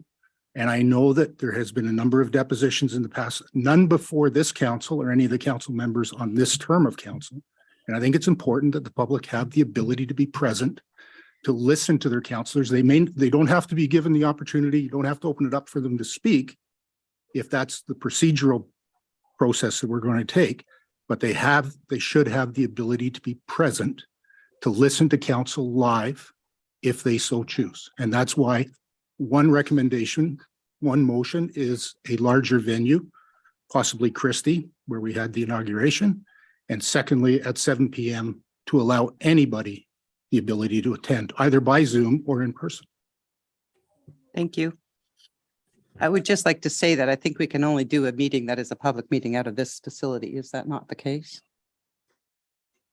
No, public meeting has, at a council meeting is where council chooses, but on that same venue, this is the only facility that is set up to do a hybrid meeting. So if you truly want everybody to be able to view it, it would have to be done here to be both like the hybrid format, this format where it's broadcast.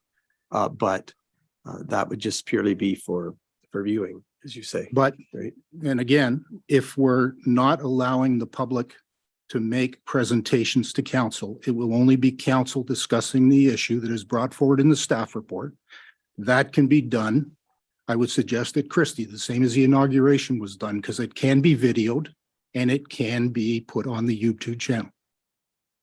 Okay, I've got lots of questions. Do you want one more for you? Actually, I should make sure that everybody got to speak once first. Have you spoken yet, Councillor Fellner? No? Okay, so I'll ask Councillor Fellner to speak to it. Thank you, Madam Chair. I don't see where myself personally, a change in location would impact the ability for whoever wanted to come and watch live in chambers. I mean, that is the council chambers for the township. It's usually pretty sufficient for our needs. I know that most of my constituents that are interested in this issue, which would be about 95% of my constituents, would probably at this time of the year would be viewing this meeting a lot, virtually, and with the setup that we have in council is a much better way to see who's present. I would intend to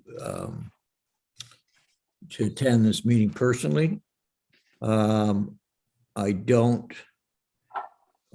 can somewhat agree that perhaps moving it to 4:30 in the afternoon would be more appropriate. In this particular case, I wouldn't be unwilling to support that, but I don't think at this time I think a change in location is warranted. And certainly, I think at this point of time, after all we've been through with this and previous councils, so when I sat on this council, that any sort of public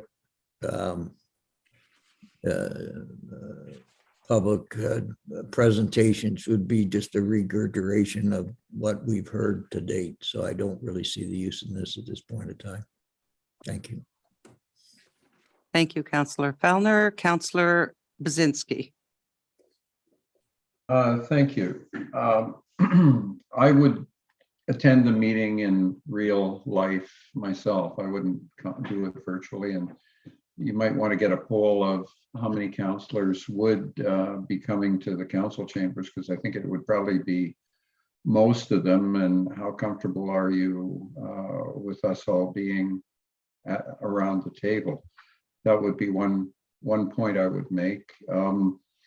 I personally think that most of the ratepayers are well aware of the issues, and they've made deputations and so on. I think it would be important for council to have a chance to view the report and talk to the authors of the report, and then come to a general consensus on what we wanted to do, and then have some public deputations on what our draft decision was, understanding that we could change it if something new came up through public deputations. That would be the way I'd like to do it, because I mean, we've heard the pros and cons already. So I think we need to stand up as a council now and make a tentative decision on which way we want to go, and then hear from the public. That would be my suggestion. I'd be happy to do it at 4:30 as well. And if, if people so chose to go in that direction, I don't know if we would need to go at 4:30 because it wouldn't be, inconveniencing the public. Thank you. Thank you, Councillor Collins. Thank you, Gil. I'm just gonna throw out this question to my colleagues. Did my colleagues get a survey from the municipality pertaining to short-term cottage rentals? Like I did, and it was, to be quite honest with you, the results of that survey, there was over 2,000 responses.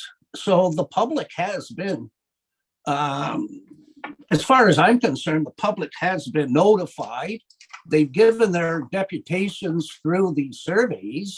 To have another public initiative is, we're just spinning in circles here.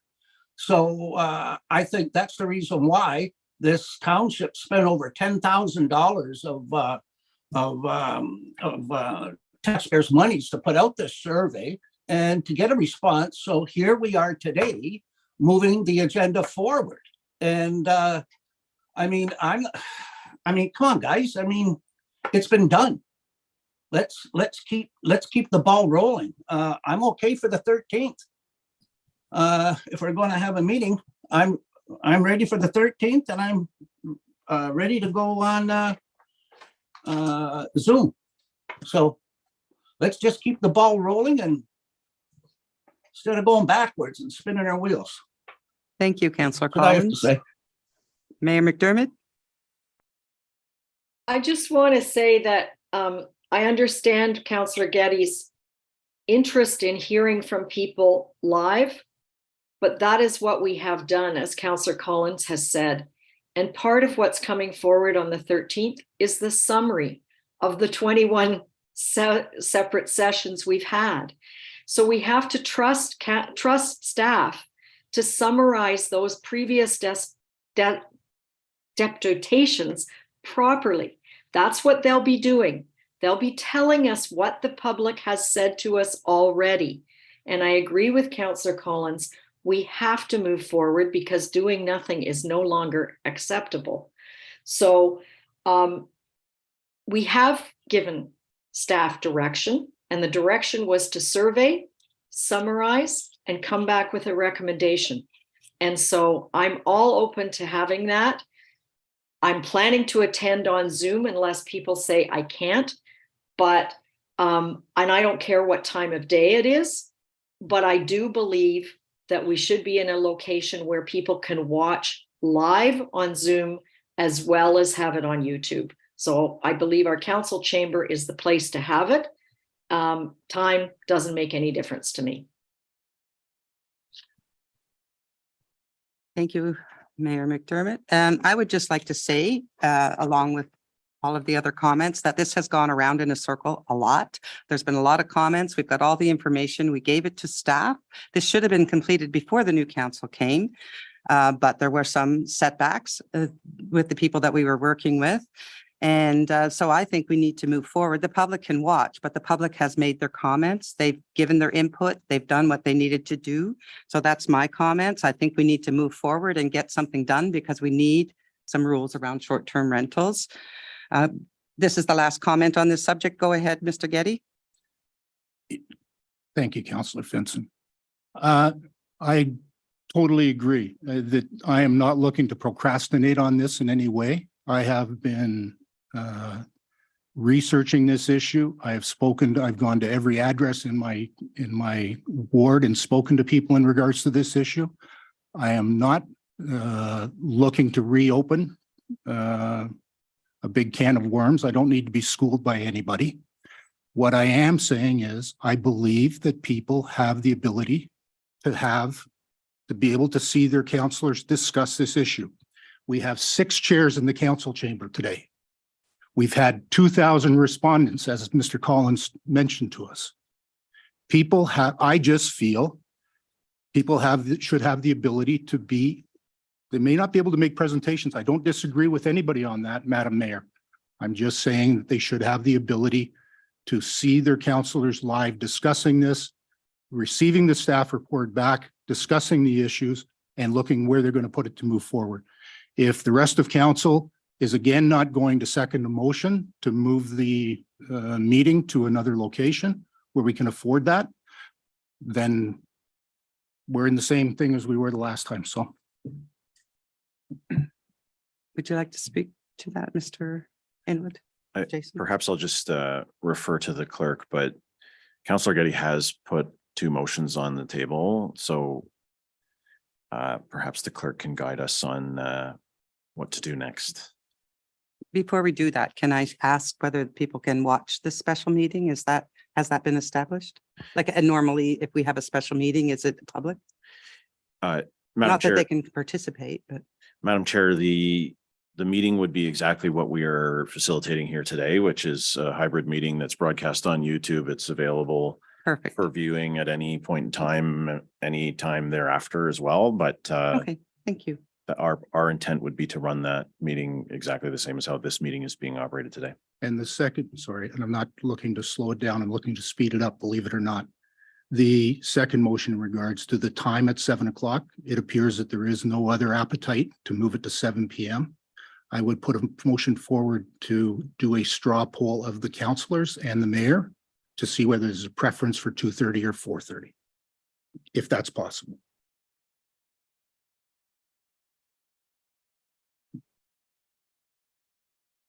So there are a few things here. First of all, we don't have a motion on the table yet because the staff have one, but we haven't put any time or dates in it. It's been blank. So there's a couple ways to do this. We can fill this in as per the motion moved by Councillor Getty. And then council will vote on that first motion, which would be to have it at 7 o'clock at the Orville Community Center, I believe.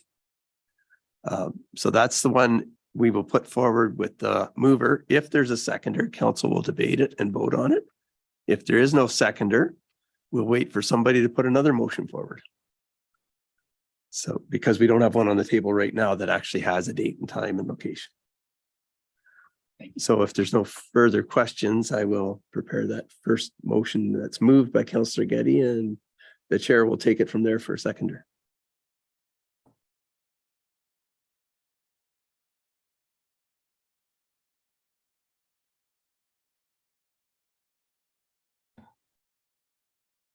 Perhaps, well, Mr. Clerk, before you start writing, I've just received notification from the Director of Community Services that the Orville Community Center is actually booked on Monday night for another event. So I apologize, but perhaps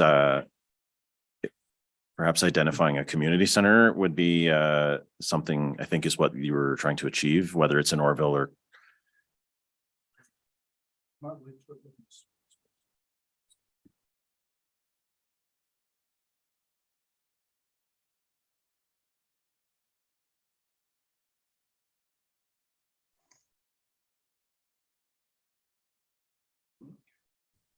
I can't hear anything. No, neither can I. Somebody speak and we can't hear it. I don't disagree. You know what? I've already discussed this. So I'm looking to, I just think that people should have the ability to be present. And unfortunately, with the current situation, we have 6 chairs here. And as Councillor Collins mentioned, we had over 2,000 respondents. So there is a potential for people to want to be present when their council members are discussing it, of where they're going to, and what recommendations they're going to make back to staff going forward. My only comment, Greg, is that maybe we'll have to change the resolution that this council voted on hybrid council meetings, if you are expecting every councillor to be at that meeting, because we've already voted on hybrid meetings. And so you're actually even changing a resolution that we've already voted on and agreed on.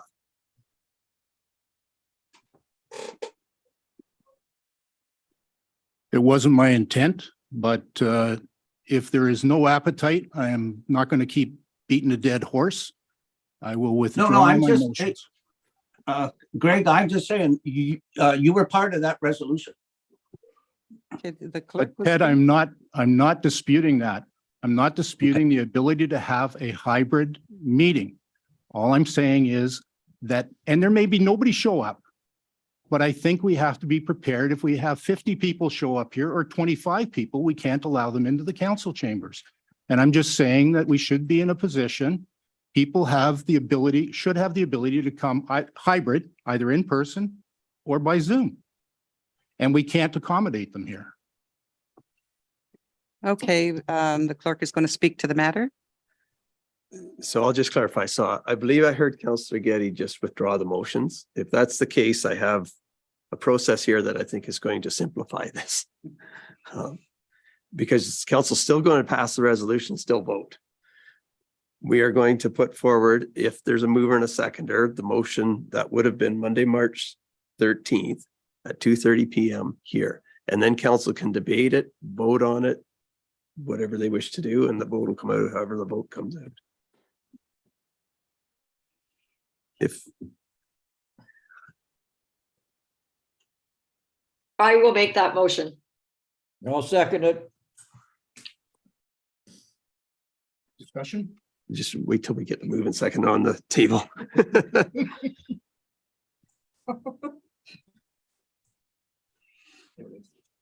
Oh, God.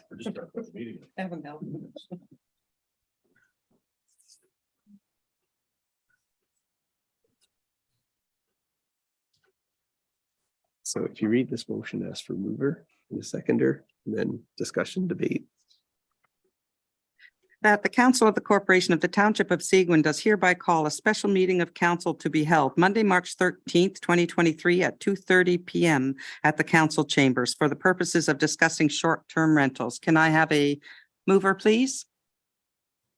Moved by Councillor Getty and a seconder. Second. Seconded by Councillor Fowler. Discussion. And now we'll have discussion. Thank you. My question is directed to Jason. Jason, I understand the staff report has been completed. I've seen a copy of it without the dates included. My request or a close to a final draft that, from what I've seen, shows a final draft. And my question is, would that be available to have the dates put in and be sent out to council members? My question is, the staff report appears to have been completed.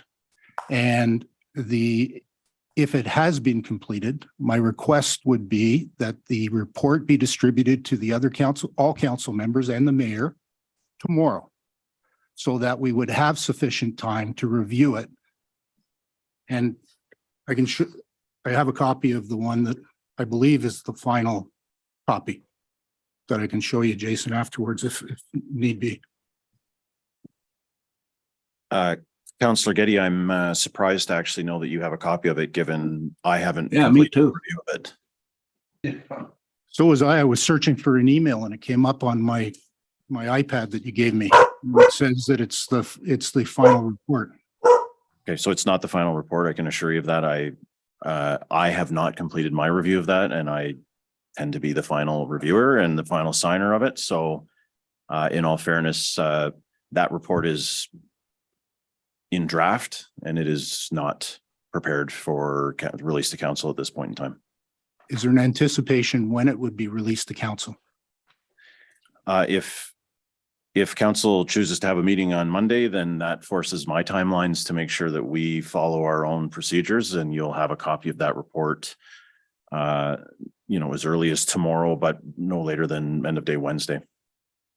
And I'm not trying to jam up the process here.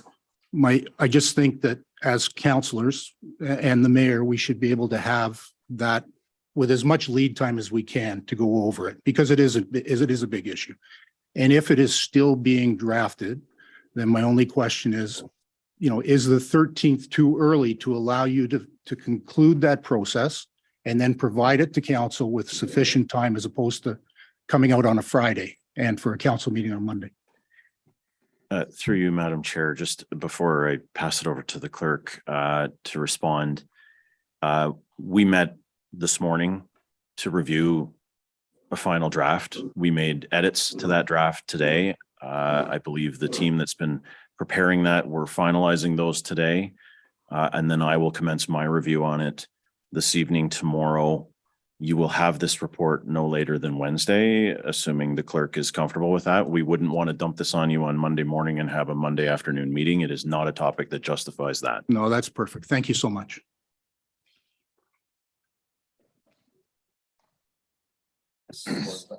So yes, I have some hands up. So let me just check there. Councillor Fellner? You have a question? Comment, Madam Chair.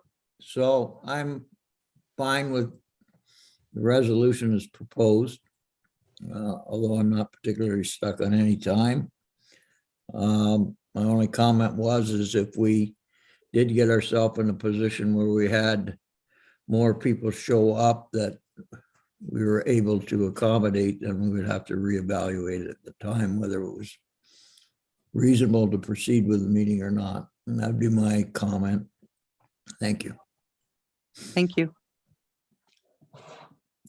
Any other comments? Any comments about the time?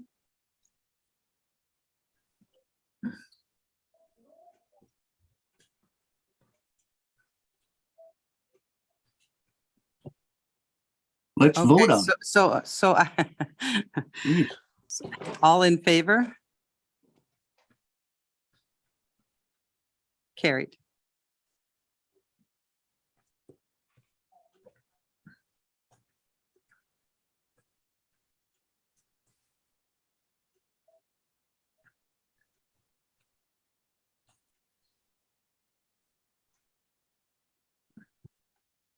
The Council of the Corporation of the Township of Seguin does hereby approve a sponsorship of the 2023 FONOM Eastern Municipal Conference in the amount of, there's no amount there. So I'm going to ask for questions before I get a mover and a seconder.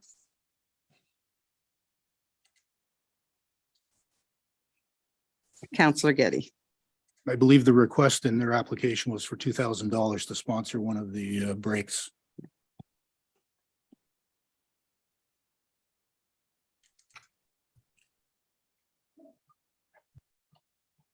I'll move it to the $2,000. My question is, Jason, is that coming out of the remainder of the donation funds that we have? I believe there was about $5,000 left in that. Are we taking it from that, or? Through you, Madam Chair, I would look to Ms. Fraser just to confirm, but I believe that would be the appropriate place to fund it from, but I'll let Ms. Fraser confirm. Thank you. Yes, normally we would fund that from our donations line. Thank you. Madam Mayor McDermott, you have a question? Sorry. No, it's not really a question, but because we're the abutting township to where the FONOM meeting is being held, I think it's appropriate that we have some visibility and that we make this donation for that visibility. Thank you. Do I have a seconder for the $2,000? I'll second it. Okay, so I've got to. Move, sorry. Sorry. Sorry. Seconded by Councillor Adams. And it's carried. Oh, all in favor, sorry. Yeah. All in favor. Thank you.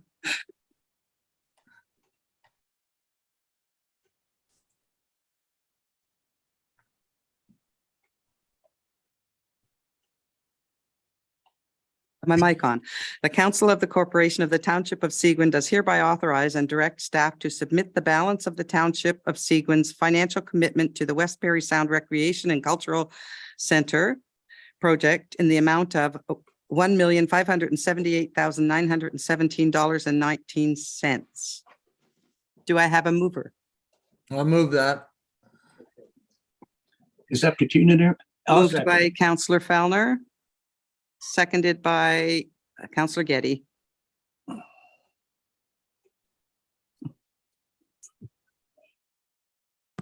Any questions or discussion on the matter? All in favor? Carried.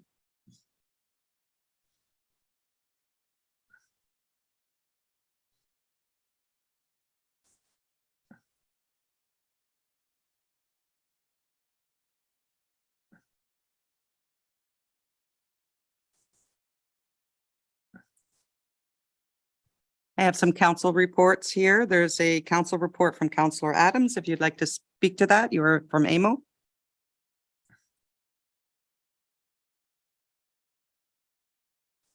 Oops, sorry. Where did I put that?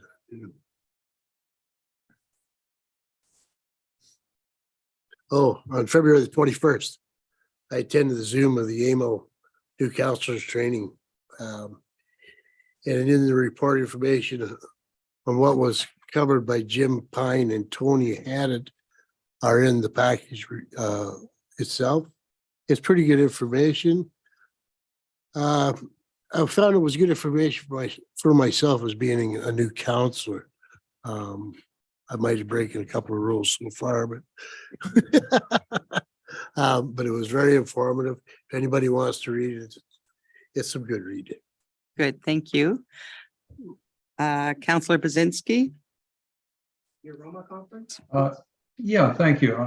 This is a report from the Phenom Conference, and Councillor Getty had put his in last month, and I hadn't been sure of the format, so I played hurry up, but it didn't get into last month, so it's in this month's. And it was a very good conference.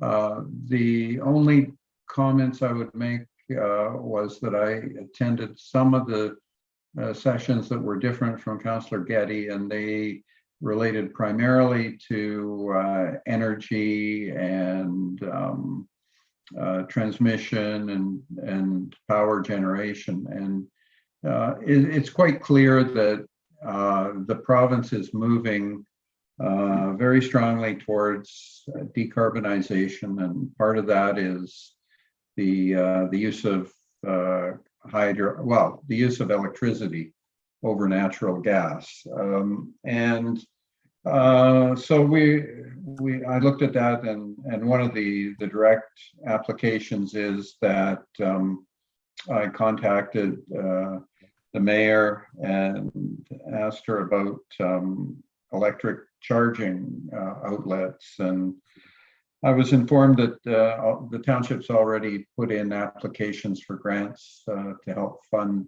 some electric charging outlets. And I mentioned implications like, if we're going to be doing a new roof on the skating rink, maybe it should be structurally able to withstand solar panels up there as well, because it's quite clear the price of power is going up dramatically and will continue to do so. So those were the types of practical applications that I saw from the conference, and when I report on my activities, I'll talk about the ice cap call. So that's what I have to report right now. Thank you.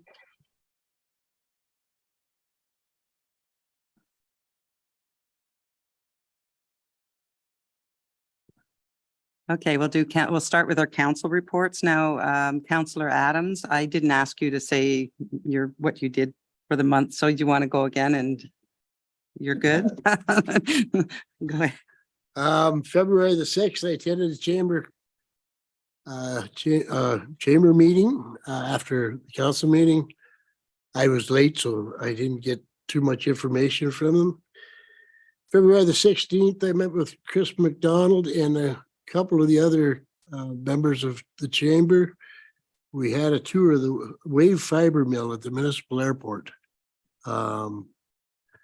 Wave Ware was the owner of the mill. She gave us a tour of her business and showed us how her operation works and the amazing products they make. it was very interesting too, when you see what individuals like Raven or staff can do. It was unreal. It was something else. February the 21st, I already said I attended the AMO meeting. February the 23rd, I attended the newly formed Recreation and Culture Committee with Gail and Terry. We elected Deanna Bourne as the intern chair. We made a maximum members to the committee as 8 committee members and 3 counselors. We also 6 members for quorum. February the 25th, volunteered for the dog sled mail run. What a great job putting this event together by Dominique, Kara, Kenny, and all the community service staff, who also did an amazing job preparing trails and setting up. A lot of people don't realize the amount of work that goes into such an event, how much the public works are involved. All the volunteers who help, great job by all involved. February the 27th, received an email from a constituent about invasive species and snowmobiles on Linus Lake. With help from amazing staff, the email was answered. That's it. Thank you. Thank you. Councillor Getty.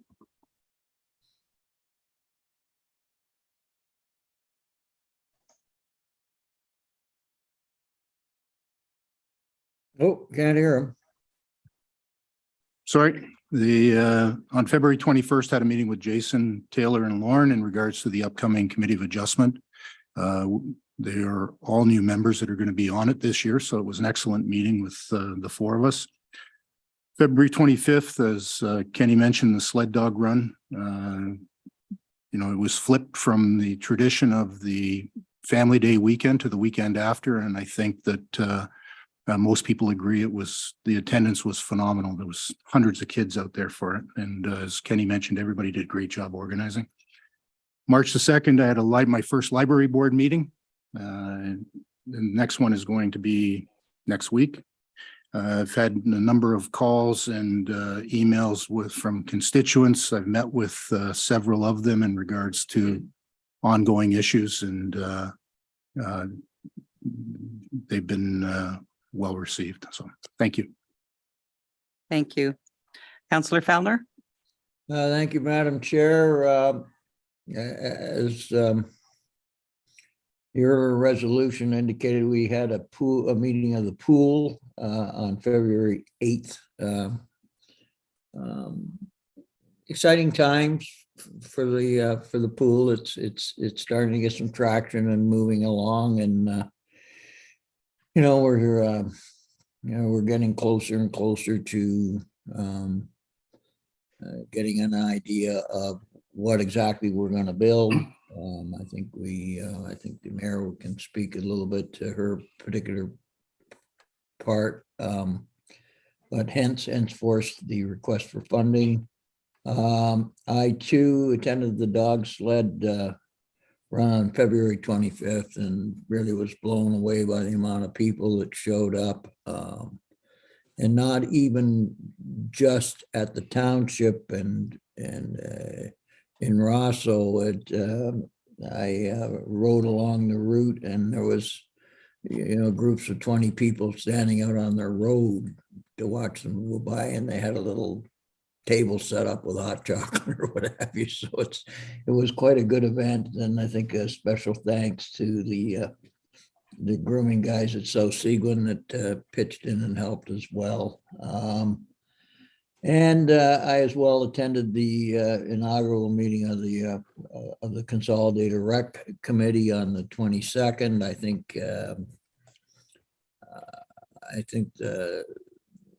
the concept now is much better received. I think I was very pleased with the meeting and the outcome, and the decision to form subcommittees to basically look after the things that they've been looking after previously.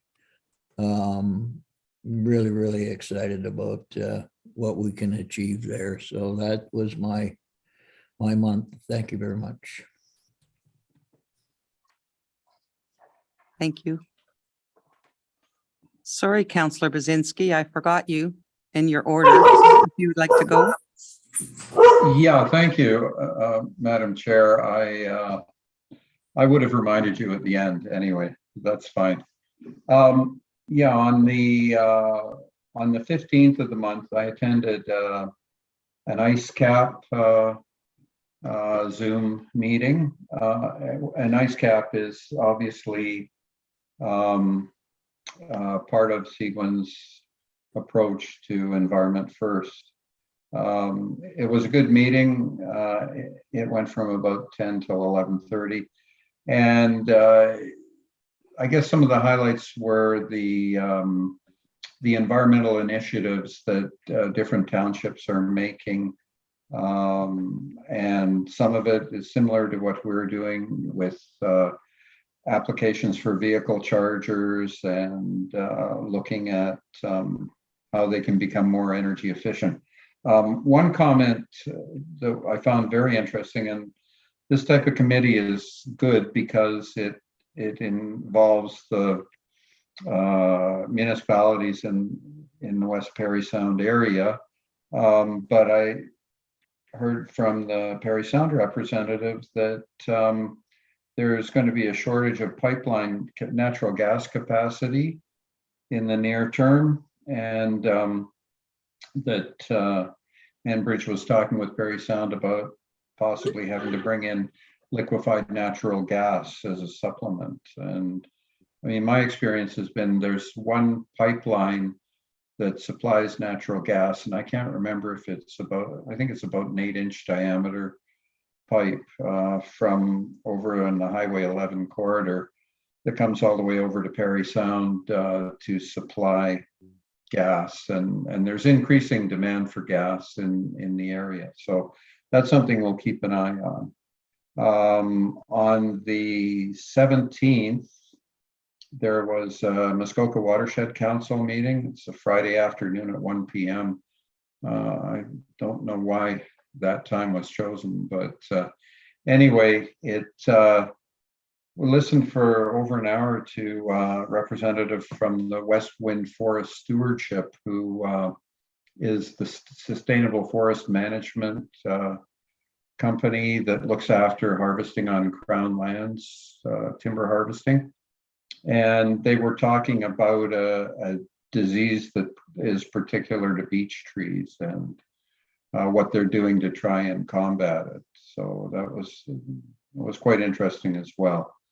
I did spend a fair bit of time with local ratepayers discussing the Salmon Clear Lake subdivision and the portage as well. And that's my report. Thank you. Mayor McDermott.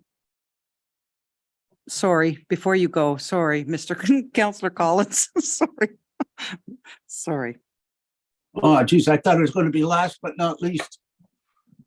February the 17th, we finally had our first District of Parry Sound Municipal Association meeting. All the directors were present for the meeting. The directors now have been appointed for the 2022 to 2026 term. There are 6 directors, and it comprises of 6 wards. Ward 1 is Seguin, and that's myself. Ward 2, the Archipelago and Parry Sound, that's Joe Boleski. Ward 3 is Debbie Zulak. She represents Carling, McDougall, McKellar, and Whitestone.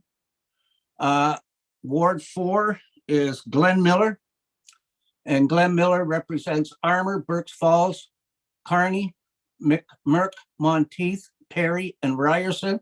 Ward 5, Linda Carlton, and she's our new chair. She represents also Jolly, Makar, Magnetawan, South River, Strong, and Sundridge. And Ward 6 is Jody Carr, and she represents Callender, Chisholm, Nipissing, and Powassan. There'll be a spring meeting of the 22 municipalities The venue hasn't been, the date hasn't been set yet for the venue.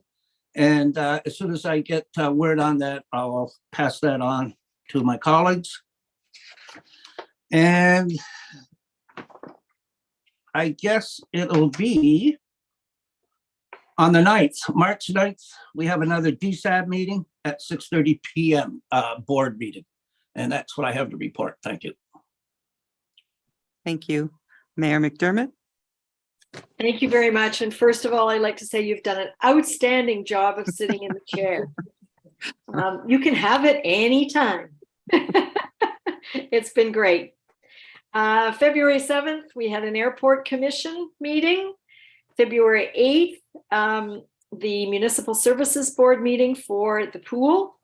And as Terry said, we are moving forward, and there's a meeting coming up this coming Wednesday when a couple recommendations will be presented, one of which is the committee which I chair for fundraising to hire a professional fundraising assistant. So I hope that gets approved. February 22nd through really the 28th has been a lot of meetings with the fundraising committee, many meetings to review the RFP responses, do some evaluations and some interviews.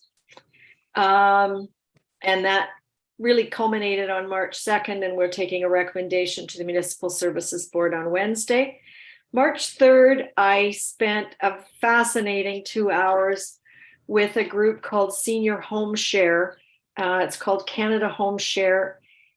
It's a fascinating organization that matches seniors with empty bedrooms and bathrooms in their homes with students who need housing.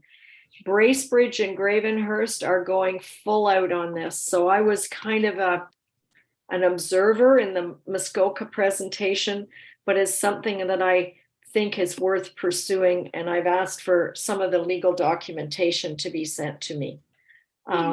And that's where I've been in the last few weeks, but I appreciate everybody minding the store while I've been out of town. Thank you. I'll go next and then I'll pass it over to Jason. I had a DSAB meeting on February the 9th. It was a really good meeting as usual. A Recreation Committee meeting, which I thought went really well.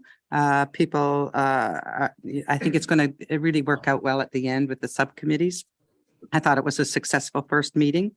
I got an update on Belvedere Heights from Art.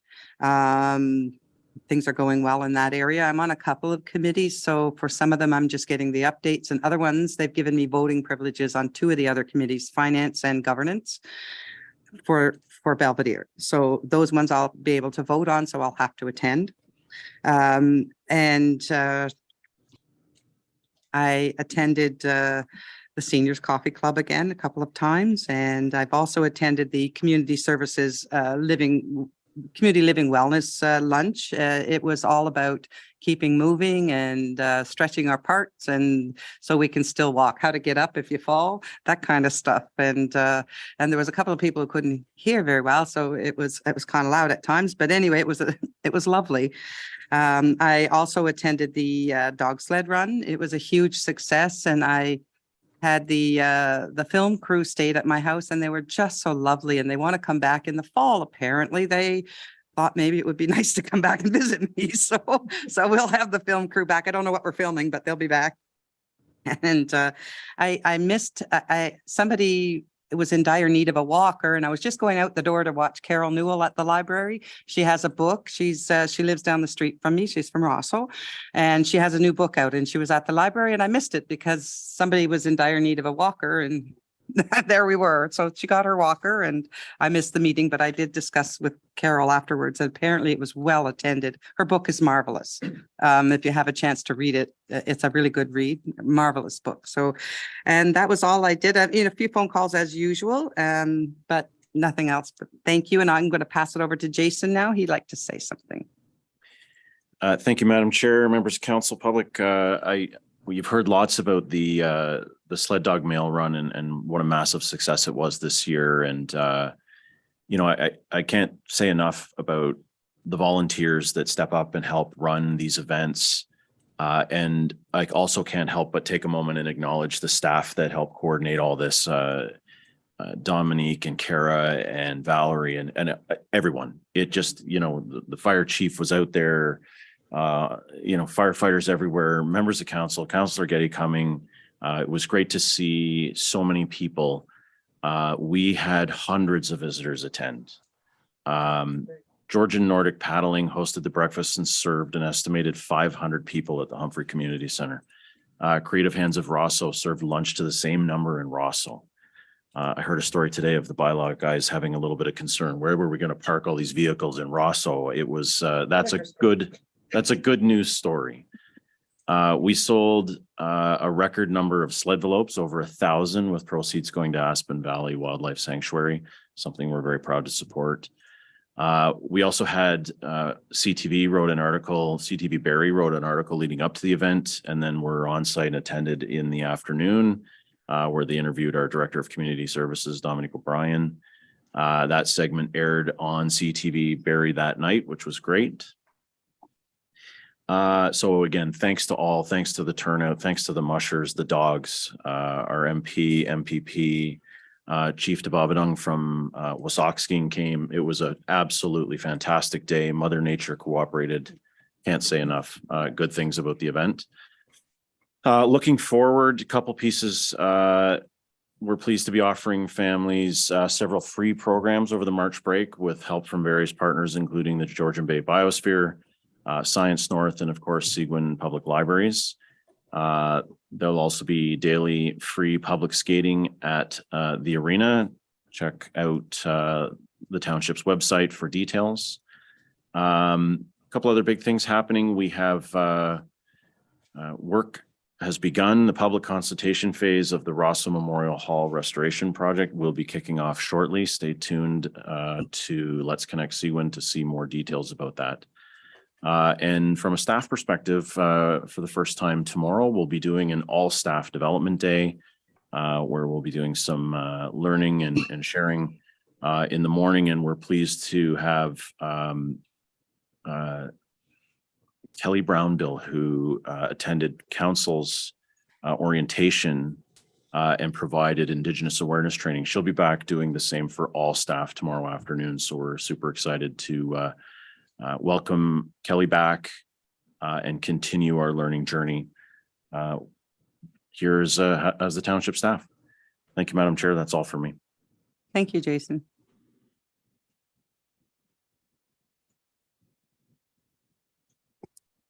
That the Council of the Corporation of the Township of Seguin hereby receives the board committee minutes and agendas and the correspondence as presented on the agenda for March 6, 2023 meeting of council. Can I have a mover for that?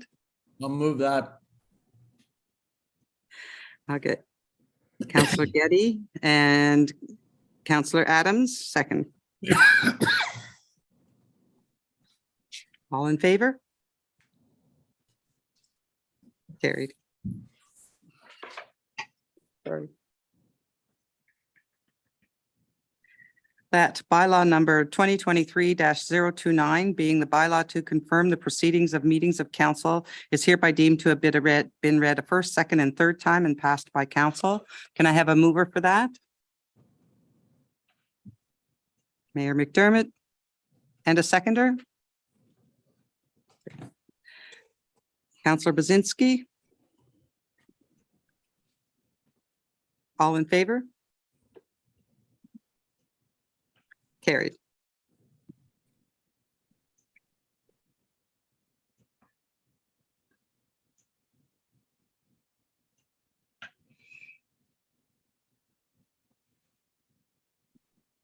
That the Council of the Corporation of the Township of Seguin does hereby adjourn this regular meeting of council at 5:01 p.m. to meet again on March 13th, 2023, or at the call of the mayor. Can I have a mover for that? Councillor Adams. And a seconder, Councillor Getty. All in favor? Carried. Thank you, everybody. Good night. Thanks. Good night.